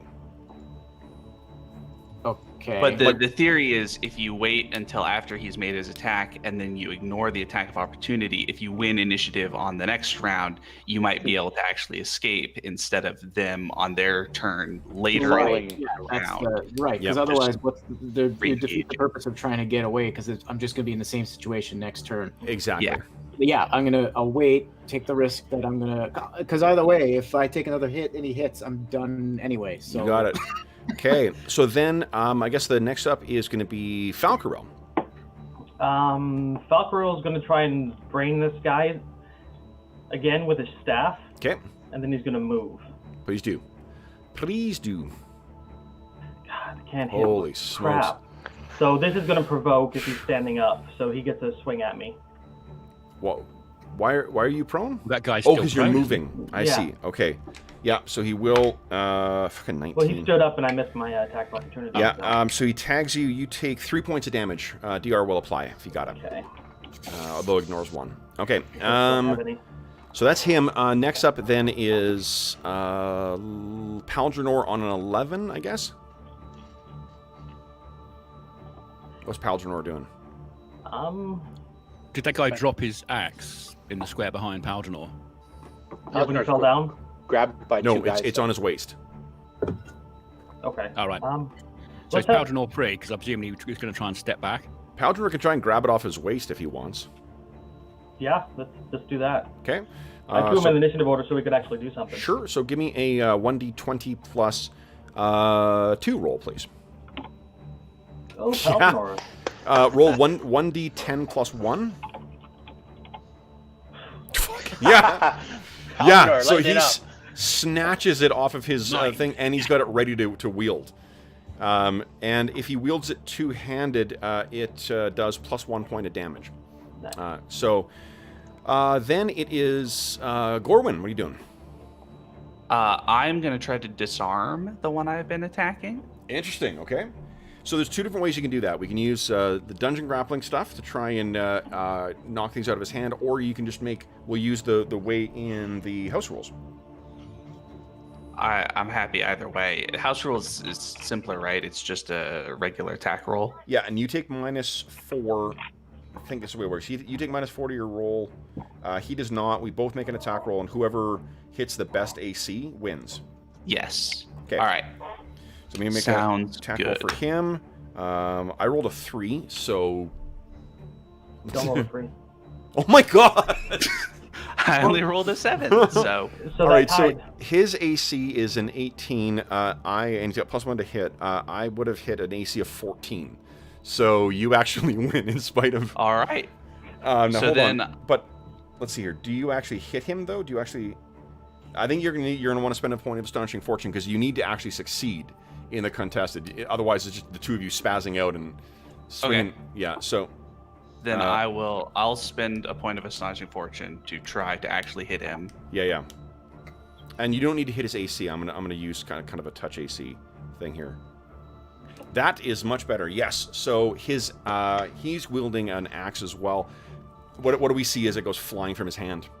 So Gorwin kind of with a really elegant kind of a parry and riposte that he thinks is coming for his head, but it swings around and comes for the axe and knocks it out of his hand. And that way I only take 1 attack of opportunity when I start to run away. Nice. Okay. Nice. Let's see here. That's a miss. So go All ahead right. and make your move. 1, 2, 3, 4. Okay. Then let's see here. Next up will be Okola's doing a withdrawal. So Store, what are you doing, Store? Store will try and hook this guy with his shield and exchange places with him. Nice. Okay. Bottom right. Bottom right. All right, so let's do this. Store's a level 5 warrior right now? 4. 4? Okay, so that's Thako. 16. 17. 17. Okay, so Thagos plus 3. What's his strength bonus to hit? +1. +1, so that's +4. Do you have a dex bonus to hit as well? Nope. Nope. So give me 1d20 plus 4, please. Oh, let me scroll down so I can actually see it. Here we go. Come on. Yes, that's a hit. And now 1d10 plus... What's your strength bonus to damage? 3. 1d10 plus 3, please. 6. Okay, so I think what's happened is you've got your shield locked around him. Hold on. Can we use Astonishing Fortune on that? You can't. No, not for Okay. Reflex. Yeah. Okay. Then next up is but you've got your shield around him right now. Let's see here. You get. Oh. AC would be 2 then. Yeah.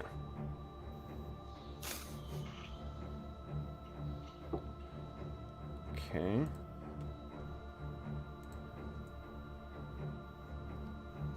AC 2. Okay. Sorry, I'm trying to check his what do you call it? His amount here. Yeah, his control points.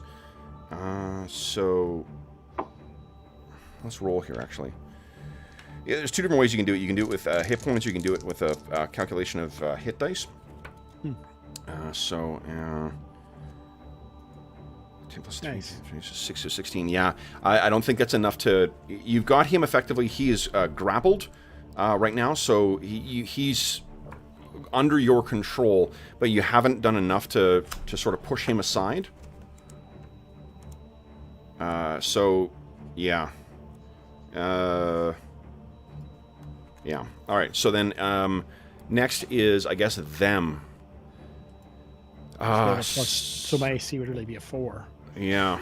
And you don't get the benefit of your shield if you're using your shield to sort of... Yeah, I took that off. Oh, you took it off already? Okay, great. All right, so here we go. So we got 1, 2, 3, 4... 1, 2, 3, 4, 5, 6 on you from that. 2, 3, 4, 5, 6. All right, so we get 2 hits on you. Out of that, as they're... You leave yourself open. That is 4 points of damage and 2 points of damage, ignoring 1 point of DR each. As these guys are hammering down on you. So I should take 4 points of damage. All right. 6 minus 2. Yes, that's right. Okay. And I've got 1, 2, 3, 4 here. Oop, there we go. Shit. That's 3 hits on Paldronor. So these guys have jumped on him and are trying to bear him to the ground. They dislike Paldronor more than any of you guys. That's 10, 16, 13. Paldronor is slammed to the ground by these guys. You got 3 dwarves that are the 3 in the top there. This dwarf who's been battered will step forward and try and get Tom. It's a miss on you, Tom. We got another one attacking Tom there. That's a miss from him. I got 2 on Lex. I know your AC is higher right now. Lex, your AC is at 1. That's a miss. Oh, shoot. This guy's going to run over and grab his axe. The other guy's going to step forward and try and get Lex. It's a miss. And then we got Berek Hammerstone. So he looks at you, Cola, and says let's see here, or not Lex, Cola, he says, almost like foaming at the mouth as he brings the axe back. You should have stayed where you were, nephew. 19. And the damage on that is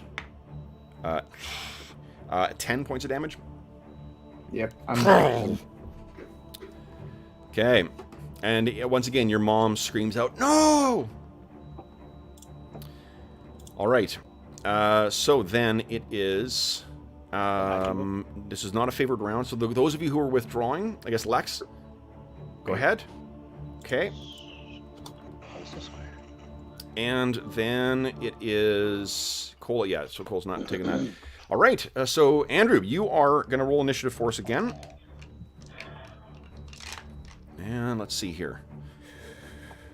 Okay, Andrew, would you kindly beat my 7? Did Tom do something? Mo, did you do? I think he attacked, didn't he? I don't see any attacks in the. Mo hasn't done anything. Can you hear Mo? Yeah, I haven't done anything yet. I don't think. What did you He put? was going to try and grab Paldanor and pull him back. Okay, go ahead and give us a 1d20 plus same roll as last time. 1d20 plus 6, I think. Oh yeah, go ahead and roll damage 1d or control points 1d10 plus 3. I think is what you rolled last time. Let's see. Come on. Okay, so you're starting to try and pull them off, but there's 3 dwarves that have kind of dogpiled on him. He's not pinned to the ground right now, but he is fully and well and fully restrained by those dwarves. Okay, then it is, and I'm assuming you're using 2 hands as well, guys. If you just one thing I forgot to mention last night, if you're only using 1 hand to grapple, you divide your control points by half. So whatever damage you rolled for control points, you take only half of that. All right, so then it is Store. I'm assuming you're using all your effort. That's why I didn't do the penalty for yours. You're using both hands to try and get this guy. Does that mean I had to drop my sword, or where? No. You're just like you're sort of like hooking the hilt of your sword around the guy and trying to pull him to the side. Perfect. Okay. Then sorry. So that was Tom's effect. Now let's roll initiative. Andrew, beat my 7, please. We're on round 4. I had rolled a 6. Will that still count, or should I? Oh yeah, that's fine. Yep, that's fine. No, you guys win. So then go ahead and declare what you're doing, guys. Story, your grappling thing is only a 3 weapon speed, so if that's what you're intending on doing is trying to do that again, I'm not acting until a 14, I think is my first action. Okay. Back. That's everyone here.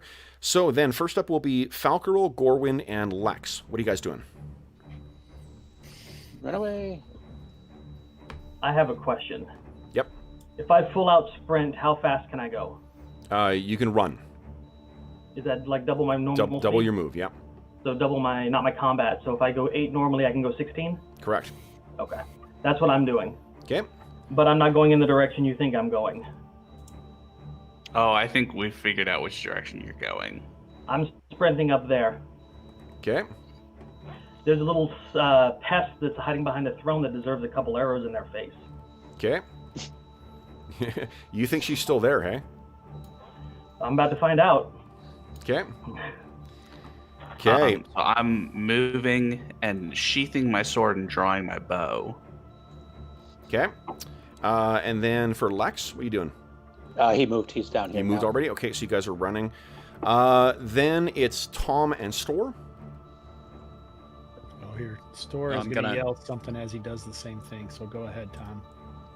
I'm going to do the... I'm going to move.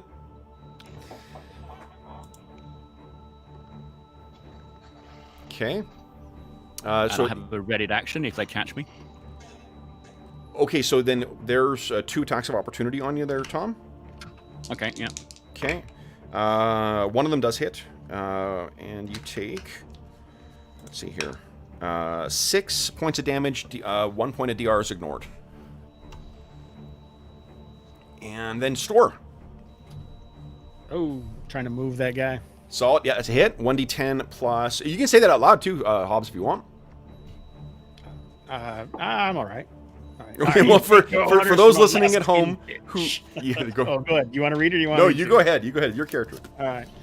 You dwarves take your orders from a Luskin bitch like the dogs in 10 towns. Enjoy your tyranny while you can, for you'll all die in your cold stone homes by one foe or another, for you have no allies you can trust. Nice. That is a success on your grappling check, so go ahead and give us a 1d10 plus whatever it was before, plus 2, plus 3. Nice. Okay, so you do enough to shift spaces with him. I thought it was this the The other guy, yeah. Oh, is that right. guy? Sorry. Yep. Yeah, I wanted to get away from those dudes if I could. You got it. Yeah. So there you are. Okay. So you swing this guy around, and you can still make your if you're going to release the grapple at this point, I'll still let you make your 2-point move. Sure. Yep. This guy hasn't tried to shake 3 of your grapple yet, so I mean, I get 1 attack of opportunity on you, but and it hits. You take 8 points of damage. 1 point of DR is ignored from one of those vicious black ice axes. By 2 I mean like you can move half your regular combat move, so you can move 4 if you like. Oh, okay. Yeah, because you're human, you're not dwarf.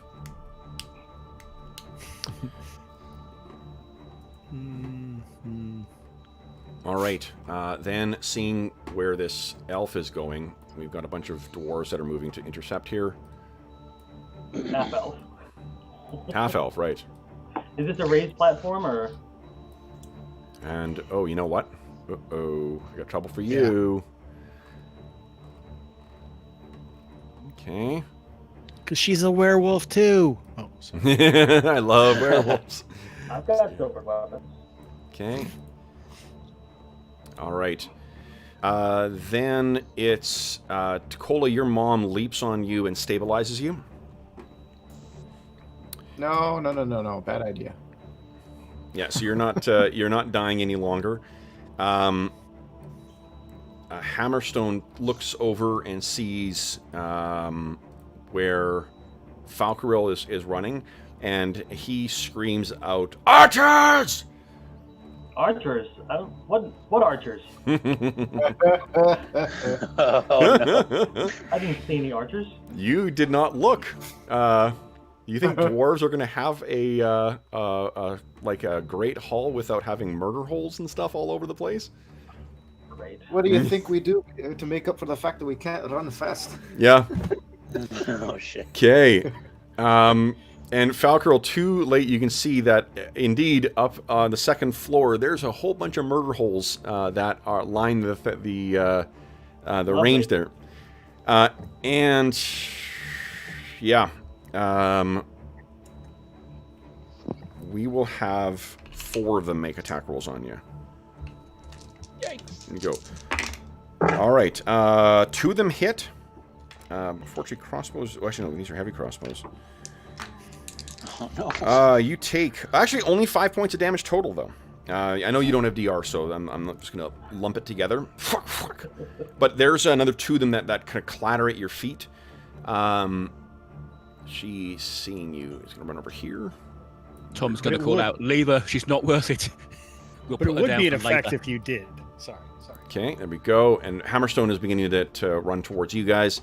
Then Paljanor is slammed to the ground. He's not going to get up. The rest of these guys are 1, 2. They've only got their combat move because they were going to attack you. Let's see here.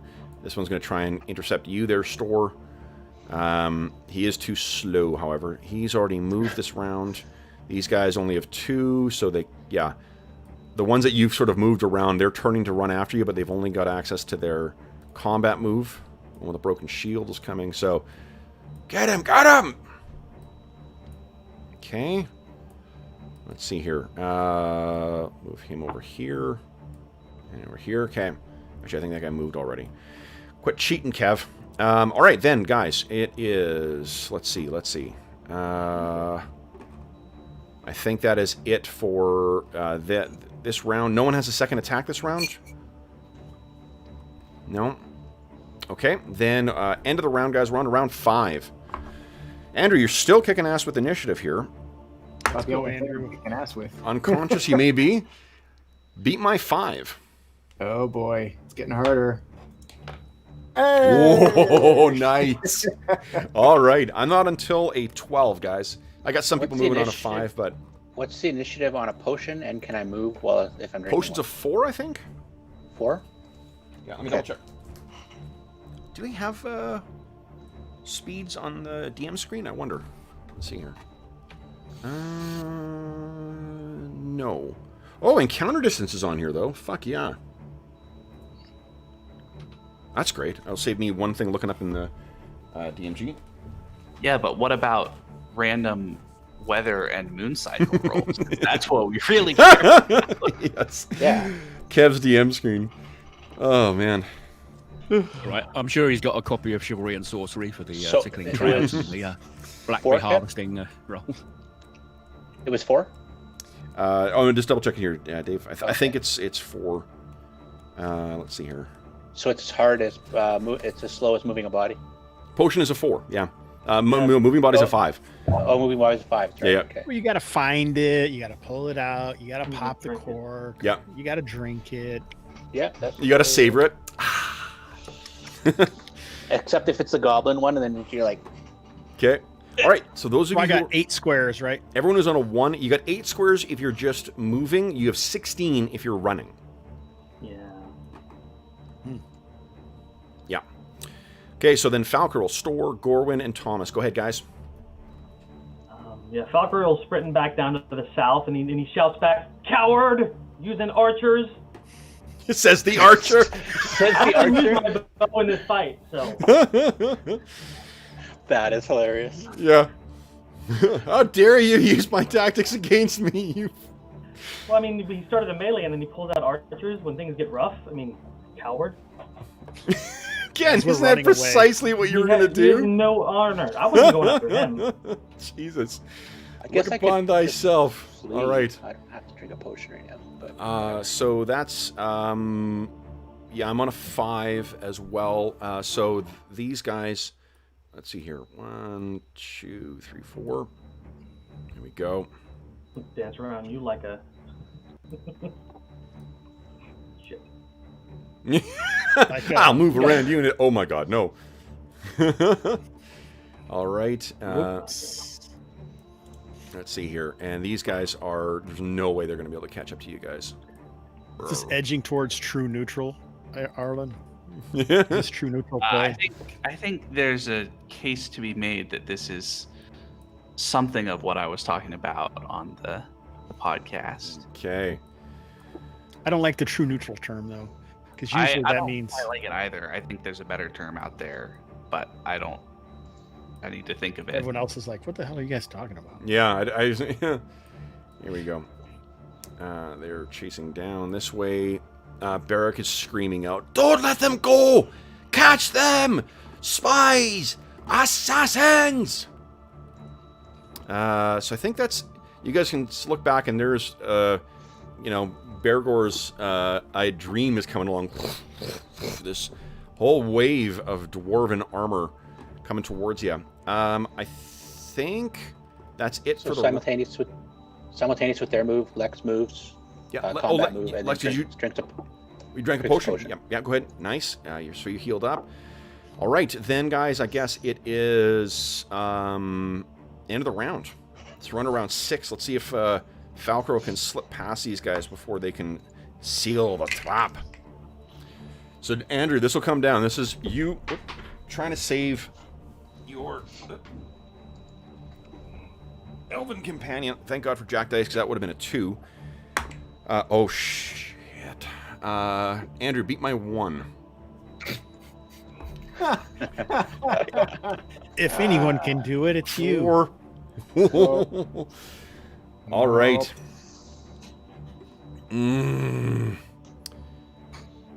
So, let's see here. We're going to move with our guys first here.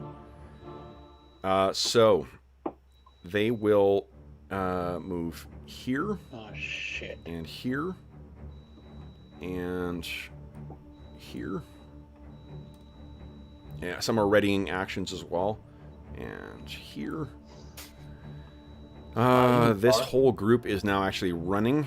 So 1, 2, 3, 4, 5, 6, 7, 8. Oh, they can't get to your store. Exactly as I planned. One guy's in the wall, Kev.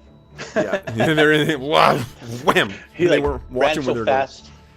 This is dog into the screen door kind of situation here. Bird hits the window. which I guess he can go up here. Shit. Okay. So that's the moves. Next we've got Falcarel. That's the one that's the tricky one here. What are you doing, Falcarel? Jump over them. That's what I was thinking. They're short. I might be able to do that. Do you have tumbling? I don't, but that never stopped me from trying. Yeah, what I'll let you do is try and make a... Oh, God. What's your dex? Dexterity is 17. 17, so you're pretty good. I mean, there's no way you're going to avoid a bunch of attacks of opportunity here. I'm thinking minimize it by, like, bouncing off. Oh, hold on. Yeah, but you don't have tumbling, though, so, like, you can't do, you know... I'm thinking if I go through this path, I can only get 3. Here's what you can do. If you want to try and just muscle your way past them, what you'll need to do is get enough of a result on a grappling check to equal half their whatever it is, the control points. So it would be 1d10. What's your strength bonus? I don't think I'm going to muscle past them. Dwarves are like freaking brick walls. Yeah. No, I mean, Tom did it. But your dex points, your dex, though, will help. You just won't have as much damage that you're doing because you're a D8. So your chance of actually affecting them is pretty good. It's just oh, no, he's a ranger, so he's 1d10. 1d10 Oh, in Rangers are 2e. I keep thinking of first edition. Yeah. So you should be fine. Yeah. Yeah, I suppose I'll do that. Okay, so give us a 1d20 plus. You're what level fighter? I'm level 4 ranger. Level 4 ranger, right, not fighter. Level 4 ranger means Thaco 17, so it's plus 3, plus 1 from your dex, so plus 4. Give us 1d20 plus... Well, I've got a missile attack of 2. It's plus 2. Yeah, great. Okay. So then 1d20 plus 5, please. Here goes. Yes, nice, good. Then 1d10 plus, and you've got no strength modifier, you said. I got the strength of damage. Plus 1. What's the damage bonus? Just 1. 1. So 1d10 plus 1. Come on, roll high. Oh, so you slam into them. You're not able to shoulder your way past. You know, I will roll randomly because we roll hit points randomly in this game for everyone anyway. It makes sense to roll randomly the CP. So let's see here. Yeah, he could have been facing an anemic dwarf guardsman. Or he could just be off balance or something like that. Anemic. Guys, I need to take a break. This is really hard. Affected by the black crystal. He is, yeah. So actually, that is enough to push past him. He only has 10 points of 10 CP. So you shove him to the side. I'll count it as a move. You still have, so you've got a little way to squeeze past here. Okay. But I get 2 attacks of opportunity on you. Go for it. There we go. 1 hits. Figures. And it's 8 points of damage. Oh. I've been rolling like fucking crazy for damage today. DR will apply. Yeah, 1 DR is ignored. I know he doesn't have DR, so. All right. Too. Then. But you got to say it. It's the rest of you guys. So Falcarel has gone. Lex, what are you doing? Lex is just moving. Okay, so the rest of you guys are going. Store, what were you doing on an 8? Potion. Oh, potion. Nice, okay. Just All look right. for another way out. Oh, God.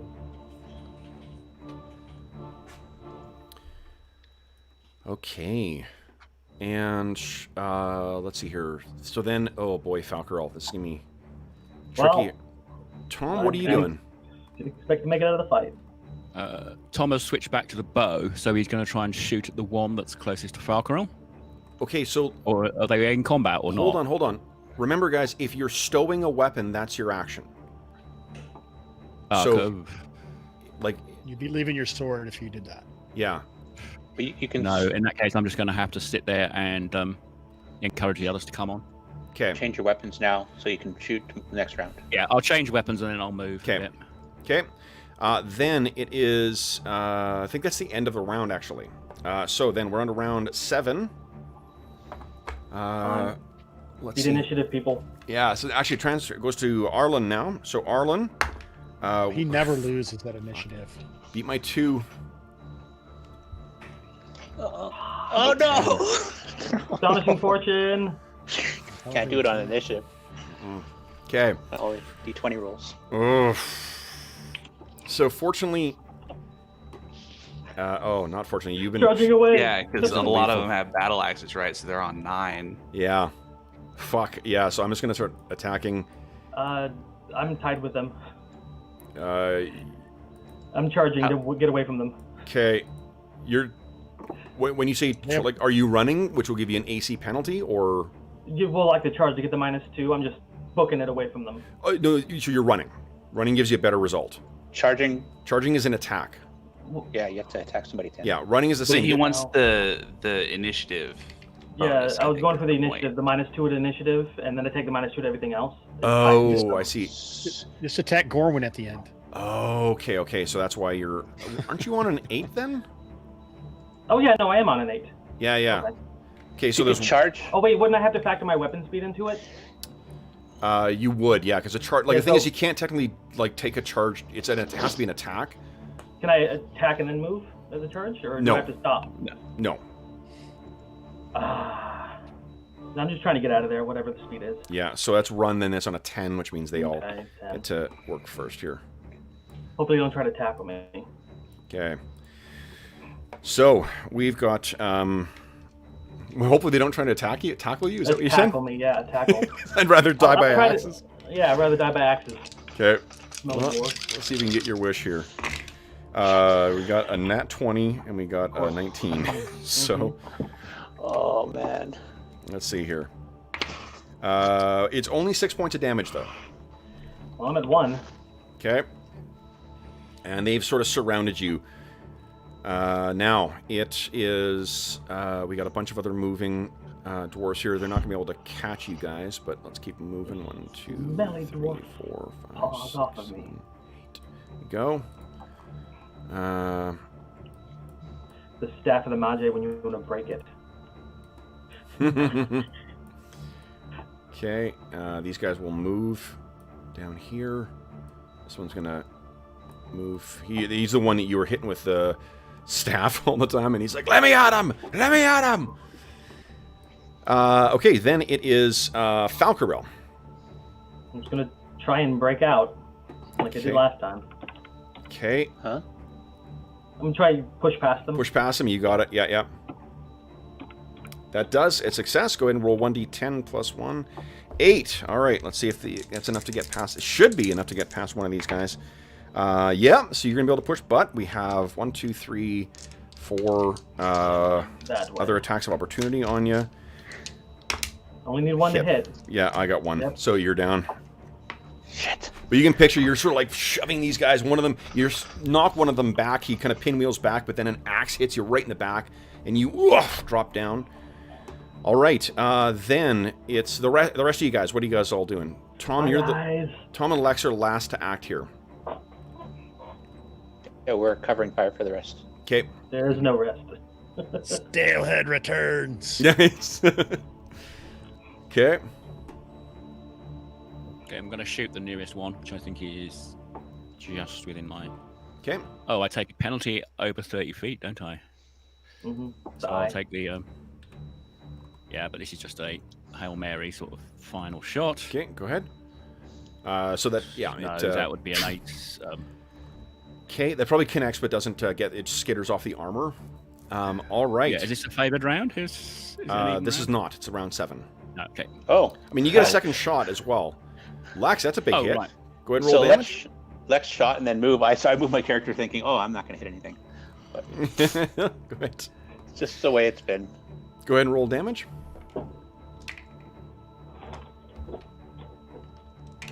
Okay, 6. Nice. Okay, so that hits one of them. Oh, it staggers a bit, but they're still coming. Tom, that's a hit on your second shot. Lex, you can make your second shot as well if you like. Go ahead and roll damage, Tom. I'll save the arrows. Okay. I don't even know why I shot that last one. Sorry, Not. wrong one. Yep. Roll 20 was against us the whole fight. Okay. Right, hang on, let me choose the right weapon here.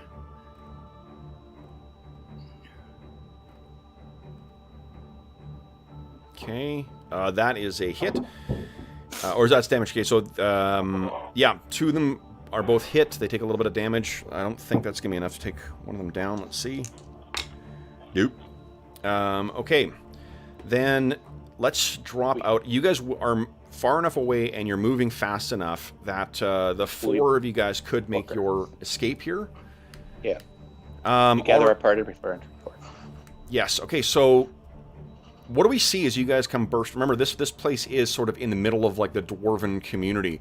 What is the plan as you guys come racing out of here?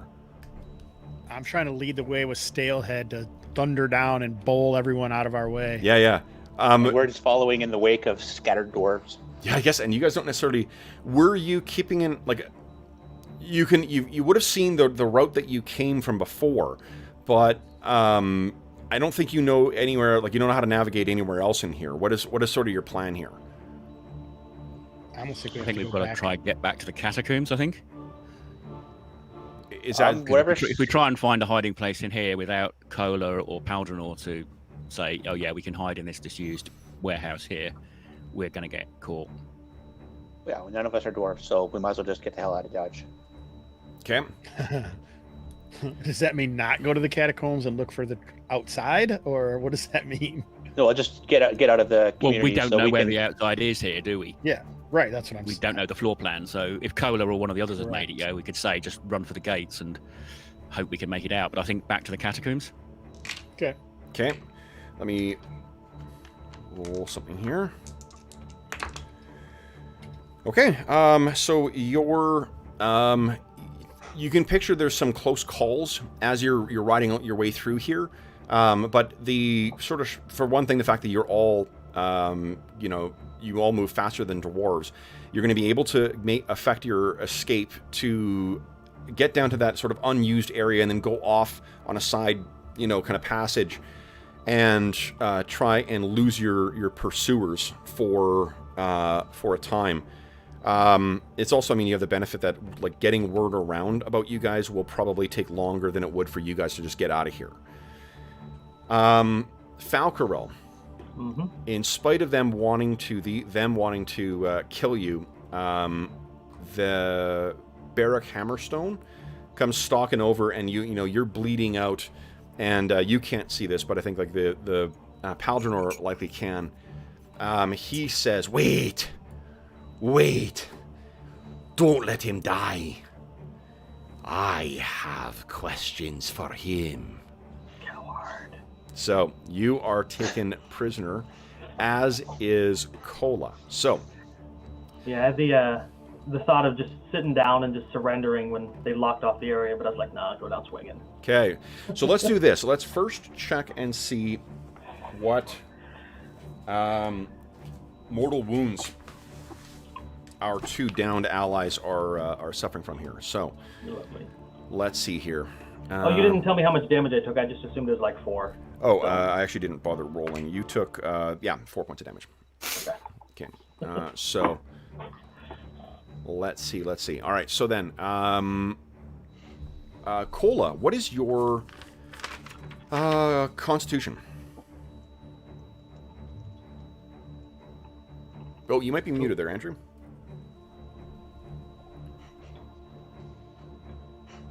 Apologies. I had muted once I was down, figuring I don't want to interrupt. No problem. Noise. Con is a 14. 14. So. All right, so it's +1. So then what were you reduced to? -7. -7. Oh boy. Okay, so it's -5 +1 is +1 +2. 3, 4, -1. So 1d20 +1, please, and then a d6 roll. This is the first time that. Whoa! Fantastic. 21. Yep. You're. Yeah. Now I roll. Now a d6, please. That's incredible. Holy shit. 4. Ghostly visions of lost companions flicker before you as your eyes awaken. So you know what it is, I think? I think what you see And if I've got this wrong by canon, this character's still alive. The But I don't... Elric floating ahead of me. No, you see actually in the haze of your unconsciousness here. Hold on, let me swap over here for something more appropriate.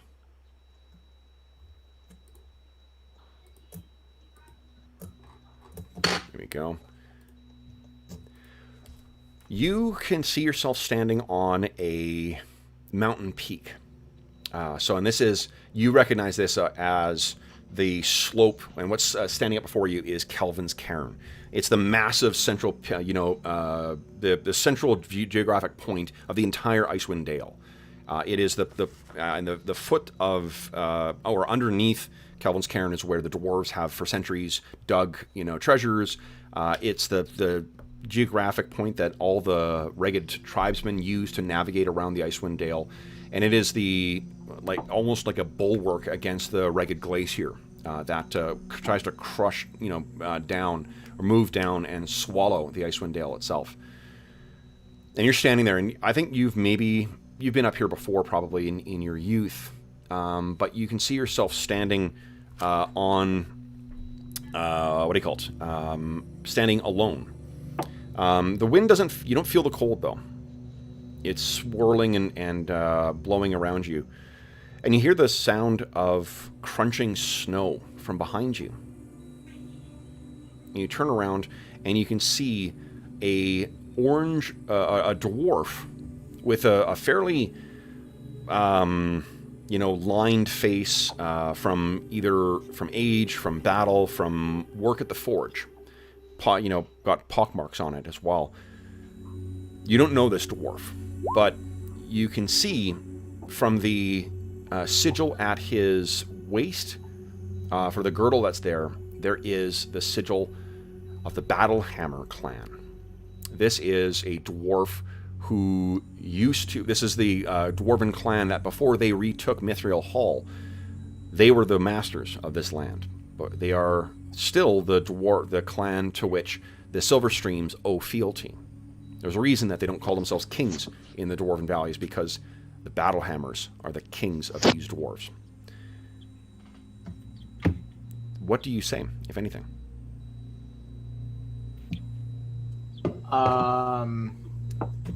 Wow. No, not that. Wow. And I absolutely recognize this. You recognize the sigil, but you do not recognize the face. The face. The fiery orange hair, sigil, though, I think reddish orange hair. Yeah.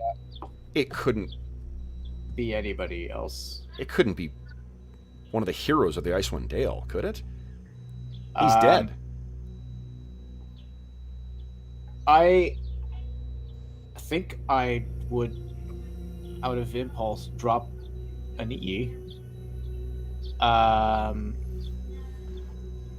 And look up, or this sure. This can't be, my lord.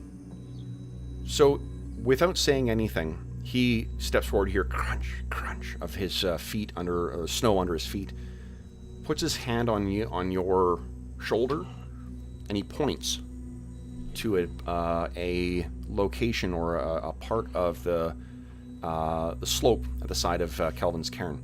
And what you can see standing there is a towering, both beautiful and wrong-looking edifice made of brilliant, clear crystal. Then you hear like the sound of a glacier breaking free from a sheath, like an ice sheath. It crumbles and falls to the ground. He looks at you and gestures to come. Oh, and he get starts up and fall.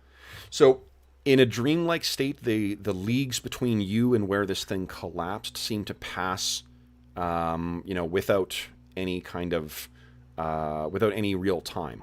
You know that you passed across the sides of Kelvin's Cairn through hip deep snow, the blowing wind still like whipping your hair aside, your beard's picked up in it, but you don't feel it, and you find yourself standing at coming upon the ruin of where this tower once stood. And when you come walking up, you can see this red-bearded figure standing next to it.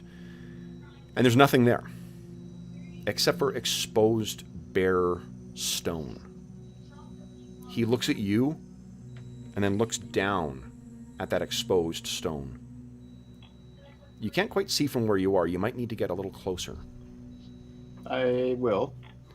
You walk up closer, and as you do, you can see spreading like a stain across this stone is a field of black ice, jagged, and it spreads out again like a stain in tendrils reaching in every direction. You can see that when your eyes meet this red-bearded figure again, he gestures again, this time to the northeast, or sorry, the northwest. And you look, and somehow all over these impossible distances, you can see the drifting form, or the drifting sea of trackless ice. Frozen ocean stretching out, filled with white glaciers and icebergs. Or icebergs, I suppose, not glaciers. And somewhere deep within there, somehow moving across this, in that, again, that moving in that dreamlike way, you can see a new tower. Nearly identical to the last, but of black ice. And that's when you wake. And you're in your bed. Your bed of your childhood. And you're looking around, and there is a soft glow from the oil lamp that is burning in the corner. And you can hear from outside there's someone is talking in Dwarven. You can recognize the words, but you can't quite make out what they're saying. And that's when you hear a tack. Tack. Tack. And you see what the sound is as your mother walks in, leaning on that cane, that piece of black crystal or black ice hanging around her neck still, looking as deathly or at death's door as what she did before. Behind her is a servant carrying a little box. And she looks over and sees that you're awake, and she says, "Oh, Cola, you're awake now. I knew that we would bring you back. Better than before. How are you feeling, boy?" You're at 1 hit point right now. Like a mountain collapsed on top of me. Oh, I don't doubt your uncle has grown strong in the time. It's why he's the one to lead us, to bring strength and glory back to us. And she walks over and sits down with a great effort on the side of your bed and kind of pats your still underneath the surface of, or you're underneath the covers. She pats your leg. Oh, her hand in this light, seeing it in a setting that with which you are so familiar, it is even more unnerving. You know, it's her skeletal hand pats, and now in the light of these oil lamps, it casts an almost ghoulish cast to her smile at you, with how bony and how desiccated she seems to be. And she says, You need to grow strong too, Cola. You got my message then, my boy. You heard. I heard you were unwell. I heard that you had become ill and were near death's door. That's why I've come home. I was. That's help you. Why, you see, boy, that I'm so... This is why I'm the skin and bones. It was one of the consuming sicknesses. Something from the mines. It ate away at me, you see. Burnt me through like fire, through wood. If it had not been for your uncle, you'd have found naught more than a grave to mark when you made your way back. But he, and he gestures, she kind of taps the crystal around her neck. He found a way for us to be strong. For me to be strong. And there's a almost manic kind of cast to her eyes right now. Her eyes are wide and dancing. Still roomy as well, too. She looks very, very unwell. Kola. And she looks over at the servant. The servant creaks open this box. Kola. I would have you be strong, too. Prove to your uncle that you can not only be a worthy ally, but a worthy successor. You could rule this whole valley with him. And after he passes, you would be the Thane. And the servant moves over and places this open chest next to you. And what you see resting in there is a big ring. And set into the ring is a large chunk of black ice. You need only come with us, Kola. Wear the sigil. And we're going to cut away from there to blackness. And we hear the sound of dripping water. We hear the sound of moans from somewhere off. And we hear the sound of flesh hitting flesh, followed by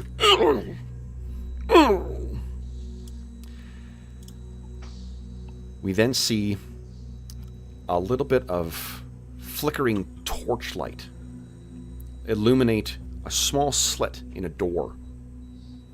And we can see from that small slit there is a form that is chained to the wall. But he is struggling to stand because clearly this chamber was built for dwarf-sized people, not for those of a half-elven stature. This figure is naked to the waist, and we can see from the fresh marks on his body, bruises and lacerations, that there have been that this person has been subject to some kind of brutalization. The door opens, and we see two brutish-looking dwarves drag a third in. This third one is barely able to stand. His eye is swollen shut. His beard is caked with blood. And this is Paldranor. He's thrown to the side. He barely has the strength to get himself up, and they slam his wrists against the wall and chain them up. We then see another dwarf stand in the doorway, and it is dressed, or he is dressed in black crystal armor, long blonde hair. This is, of course, the scowling form of Berek Hammerstone. The other two begin releasing the manacles that are holding the half-elven form in place. And Falcarel, as soon as they're released, you sort of fall to your knees. If you struggle whatsoever, you've got so little strength left in you that these two dwarven guards are able to sort of kick you and throw you down to the ground. And he's not gonna struggle. Okay. So then Berek says to you, "Then, spy, assassin, we will try again to see if we can loosen that tongue of yours. Bring him. We'll see if fire loosens that tongue." And we see the two dwarves drag him out of there, and the door is shut behind, and we fade back into blackness as the torch goes away. We now cut to our other four heroes. We see at a dwarven market, there's someone who is serving, they've got a market stand set up that's got a bunch of things on it, and someone walks up and says, "Oh, can I please buy some, I'll have more of those lovely rolls of yours?" And they say, "Oh, of course, yes, I'll go back and, I thought that I had these rolls still for you." And we see like a gray cloaked figure move from one shadow to another shadow. And as the camera in a flash picks it up, we can see that it is the hidden form of Lex, having been reconnoitering the dwarven area. You make your way back to the, flitting from shadow to shadow, back to where the rest of your allies have set up. You have found in the past couple of days, you guys have found a place to hole up, to recover, and to plan. So as you walk back in, it is a region, I think, where I think it's probably like one of the like forgotten side tunnels, kind of like under construction kind of thing, where you guys have holed up. And Lex, you've carefully concealed your tracks.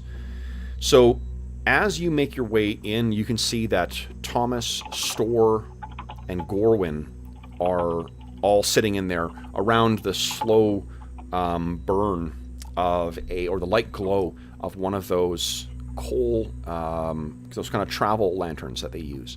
And in the corner is, of course, Alehead. Is there anything else? Like, what do you guys think you would have done? I don't want to railroad you too much here, but what do you think you guys would have done in the past 2 days? I'm assuming that you guys would not have decided to just try and make your way down, particularly given that Paldronor has Dumathoin's map. So you'd be worried about getting lost down there. So what have you guys been talking about? For one thing, I'll tell you that you can heal as if you've healed for 2 days. So you get 2 hit points back, I guess, each. And you certainly have enough time to make use of any healing potions that you would have had access to, or you wanted to make use of. What about if our clerics... Oh, wait, they're both captured. Yeah. Lex, you look pretty beat up, so I'll, at some point, pass you a healing potion to... Storr's pretty beat up, too. And if we get into a scuffle... Well, do you think Storr needs it more? I mean, I was just being racist and assuming since you're an elf, I would give it to you. That's Wow. totally fine. But no, if I can kite and keep my bow out, and if we get into a scuffle, when you're going to need Storr to hold people back. Yeah, sounds good. Storr, you get the healing potion. Nice. Oh, thanks for thinking of me first. You're welcome. So 2d4 plus 2 you get back. Pretty good. So what have you guys talked about over the last couple of days? What's your allies have been captured. It seems that the Hammerstones have declared you guys assassins and spies. 7 hit points. Yeah. Nice. It's tough doing all the recon too, because I got to get really low to try and not stand out in the crowd. But really trying to find out where they're being held, since we know that they've been captured and they're not, dead. Their heads aren't sitting on a pike somewhere. So I think what you've heard is that they're not, they haven't been captured, but there's definitely rumors that you've overheard from eavesdropping that there's spies from the 10 towns that are active, and they're definitely, and you've heard about you as well too, about that they've said that you guys are likewise spies. Mm-hmm. It's not like they throw in with it right away. There are some in the dwarven community that definitely agree with that, and there's quite a few others, because remember, the 10 towns have been stalwart allies of the dwarves for forever. So there's still dwarves in the community who are incredulous at that. That's what you've overheard. The difficulty is you judging which of those, which of them do you trust, which of them do you not trust. Yeah. Is there anything else you would have had 2 days of doing this? Do you have any other thoughts as to how how else you might want to try and pick up information? Really looking to try and find an ally. So whether that's a merchant or a priest or somebody that can get us some healing or some potions or something. Okay.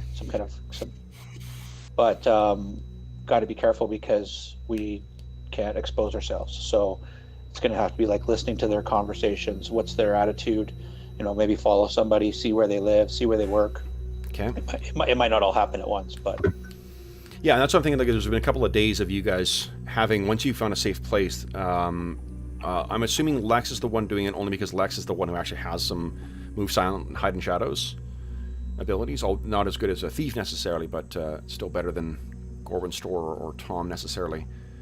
What about the rest of you guys? Tom, Store, and Gorwin, what are you guys thinking of this turn of events? And how are you going to deal with it? I'm a bit too obvious to going around the town. Yeah, I think we need to see if we can find any resistance. Because not everyone presumably is quite so in love with the black eyes. Oh, you think? Yeah. There has to be some that aren't happy that Luskin Ship Rethnor is the chancellor to this usurper. So that might be another way that we could find somebody. Yeah, and you could overhear people muttering about her. So one in. The trouble is those who were stalwartly opposed to Berek Hammerstone probably already went with Silverstream. So the most vocal ones are the ones that would have likely already gone. What you'd be looking for is the people who have, after throwing their lot in with Hammerstone, because to the dwarves, the black ice is a boon. At least that's the way they're talking about it. It's not like they all know that this is such corrupting stuff. Like, they all think this is a wonderful new material that is that is not only able to be worked quite remarkably. You guys, through your eavesdropping, have also heard that they've started trading black ice with some of the towns on, is it Cardinaval? What is it? On Lac Dinishir. So there's shipments of it, and it seems everybody wants this stuff. So the black ice, what they feel is it's brought dwarves strength. But it also has brought them wealth. What I think you do over here, though, is knowing that you're listening to... It sounds like you were listening to the merchants. You do overhear not someone complaining, but like other merchants. While you're in the market, Lex, you overhear the name... Let's see here.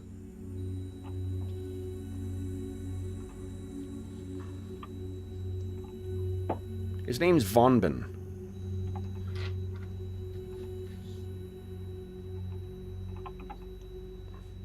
And his... Yeah, Vonbin Ruby Eye.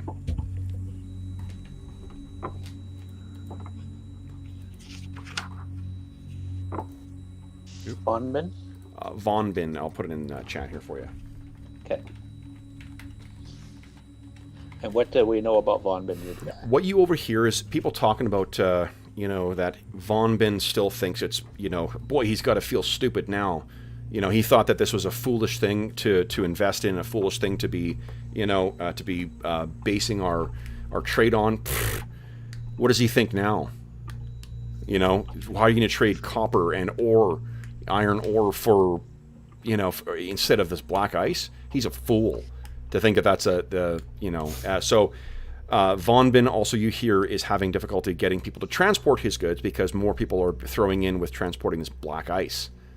And if you listen really closely, you may hear some people saying, oh, maybe, Vonbin really is regretting having not gone with the Silverstreams. Boy, he really should have done that. If he wanted to carry on and not throw in with the strength and the future for the dwarves, he really should have gone with them. So Vonbin is a potential Silverstream ally who's stuck over on this side. Great. Well, we'll try and find out where his shop is or where he works out of, or maybe even his home. Okay. Let's do this here. Okay. So how do you... Are there any other non-dwarves anywhere? Presently, no. You're not seeing any non-dwarves in here right now, which is It's a bit unusual. You would have expected that there would have been at least some traders or some merchants coming in from 10 towns. So the fact that it's almost all dwarves is a little strange. But if the only two ways you get into the Dwarven Valley is the way you guys came in before, and then the Dale Drop at the other end, the one that choke point that comes down from Kelvin's Cairn. If they're not coming in from, if the Hammerstones have closed off each way, then, and they're hostile to the people in the 10 towns, then that might explain why you're not seeing any of them here. It does definitely make it challenging for you guys to blend in.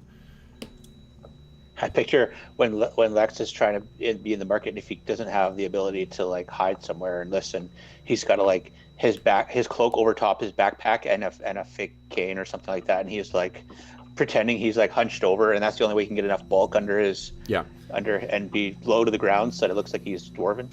Yeah. So then, what are you guys thinking for? We're gonna call it a session in a moment here. What are we thinking that? You guys have had 2 days to recover a little bit, to get your ear to the ground and try and listen in on what's going on. What is the plan for your next step? Assuming your allies are being held in the dungeons under the Hall of Black Ice. What's the plan for the next step? Do you want to try and escape? Do you want to try and find out what's happened to your allies? Do you want to try and speak to Von Bin Ruby-Eye? One thing that struck me, did Kohler ever mention any other relatives other than his mother? Let's go to Waterdeep. I don't think so, no. Screw this, it's cold, the dwarves are a pain, we're leaving. Yeah, I don't. The other thing that... Go ahead, Mo. The other thing that struck me is, could we look into or do a heist on some old library or some repository of plans? Maybe there's a way in from underneath this Hall of Black Ice, given all of these places are riddled with secret tunnels. ways probably would have been in the Hall of Doomathoin on the other side of the valley, right? Yeah, so unless we go back and try and Doomathoin. I would say Doomathoin is the keeper of secrets, so that's why I'm thinking that's probably where it might be. If you ask around there, I mean, there may be some other thing, but if you're looking for a secret way in, it's likely Doomathoin would be the one, or the priests of Doomathoin would be the ones to know that. Maybe we talk to Von Bin, see if we can get any kind of supplies from him, or if he can get us some healing potions of some kind, and see if we can find out if he is willing to just help us to try and liberate our friends. Maybe not like help us overtly, but like get us some information, or who else could be allies within this side of the Dwarven Valley. Okay. So I know that, Andrew, I know you're missing the session tomorrow because you got your in-person game. Yes. Yes, Sorry. okay, so we won't find out what happens to Cola until next weekend. Falcarol, what are you thinking? What's Falcarol's thoughts here as he's being interrogated and tortured by the Hammerstones? Well, he's a bit laconic. He kind of accepts things as they come, so he knew this was a possibility the moment he was trying to run back there. He's just going to try and reason with them between the bouts of torture. Okay. Just, try to convince them that we're not here to hurt you, we're here to find out what's going on. He'll try to, poke at the king's honor every time he shows up. So. Okay. You know what we'll end on then is you were brought back to, we end with, so we would run credits and we'd have our post-credits thing with Falcarol brought in and thrown back into the alley, or into the prison. You are lashed back up to the, knocked to your knees, you're lashed back up to the wall, and then they leave. And, you're heavy breathing. You've got fresh welts from dwarven scourges. You've got brands also as well too. They've been turning to that. The questions, I'll leave it to your imagination, to what they've been asking you over and over and over and over again. When an unhinged mind sees paranoia everywhere, obviously there's no answers that you would give that ever would be satisfying. And you sort of reconciled yourself with that. In the one light, you can see that Paldranor has actually passed out, and he is sleeping, against the thing, and you're lashed up. And then the torch goes away, and you are left in darkness. And that's when you hear a voice. And what did they learn from you, elf? It's a voice you haven't heard before. Spock will take a moment to work up some saliva in his mouth and then spit off to the side. It says, they learn nothing, but they ask many questions. Trying to learn secrets, I think. Eh? Do you I hold have no secrets. Do you have secrets, elf? None useful to the dwarves. So, what was that, John? None useful to the dwarves. Oh, maybe not to those dwarves. What's your name, friend? I am called Falcarel, Friends of Hawks. Falcarel, Friends of Hawks. My name is Adric, Blessed of Dumathoin. Tell me, what secrets have you to share? And we will leave our session there. So, then guys, let's talk about XP. So, you did not successfully defeat these guys, but you did face them. 1, 2, 3, 4, 10. So, okay. All right. Anyone who casts spells, obviously you get successfully cast spells. Make sure you catch your XP for that. You didn't. I'm not giving fighters anything for having defeated any adversaries because you didn't actually win that fight. But we also didn't defeat any adversaries. Oh, did no one go down?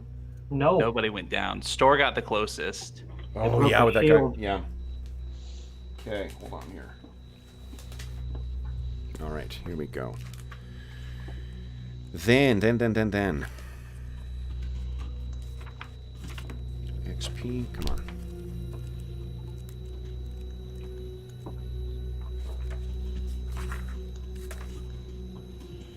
Okay.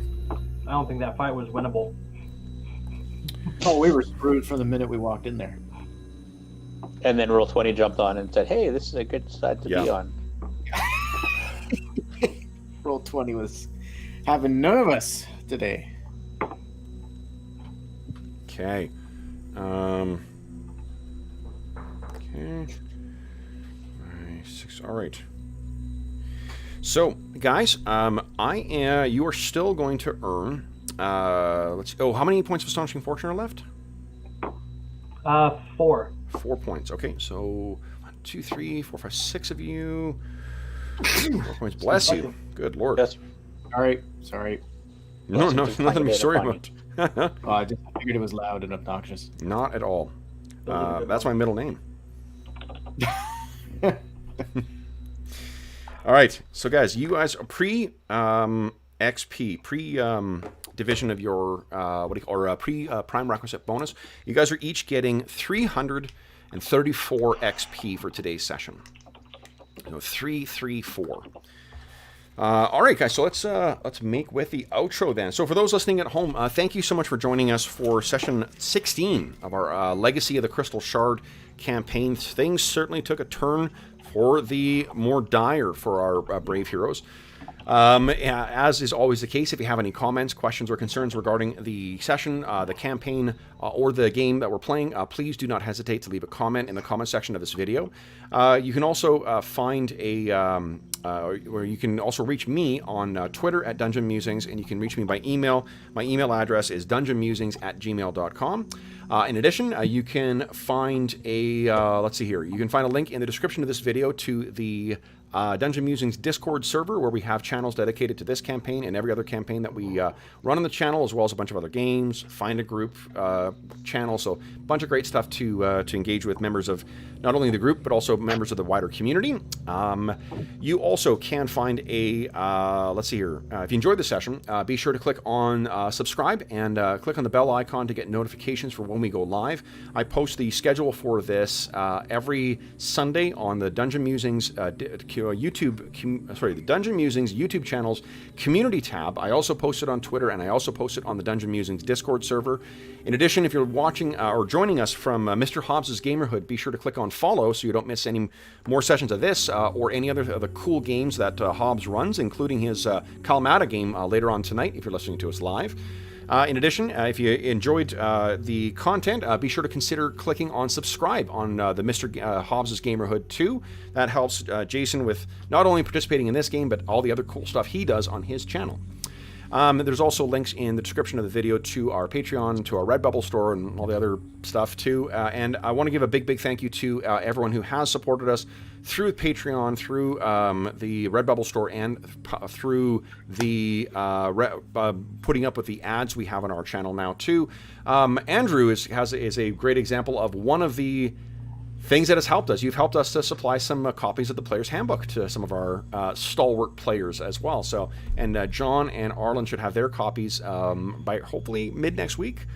So thank you so much for that. We really appreciate it. It's a nice way of us being able to say, or me being able to say thank you to the players who participate in the game. So thanks very much for that. Speaking of the players, last but not least, I want to give a big thank you to my players who joined me on Saturday morning. So Dave, Andrew, Arlen, John, Hobbs, and Mo, thank you so much for joining me today. This was a really interesting session, guys.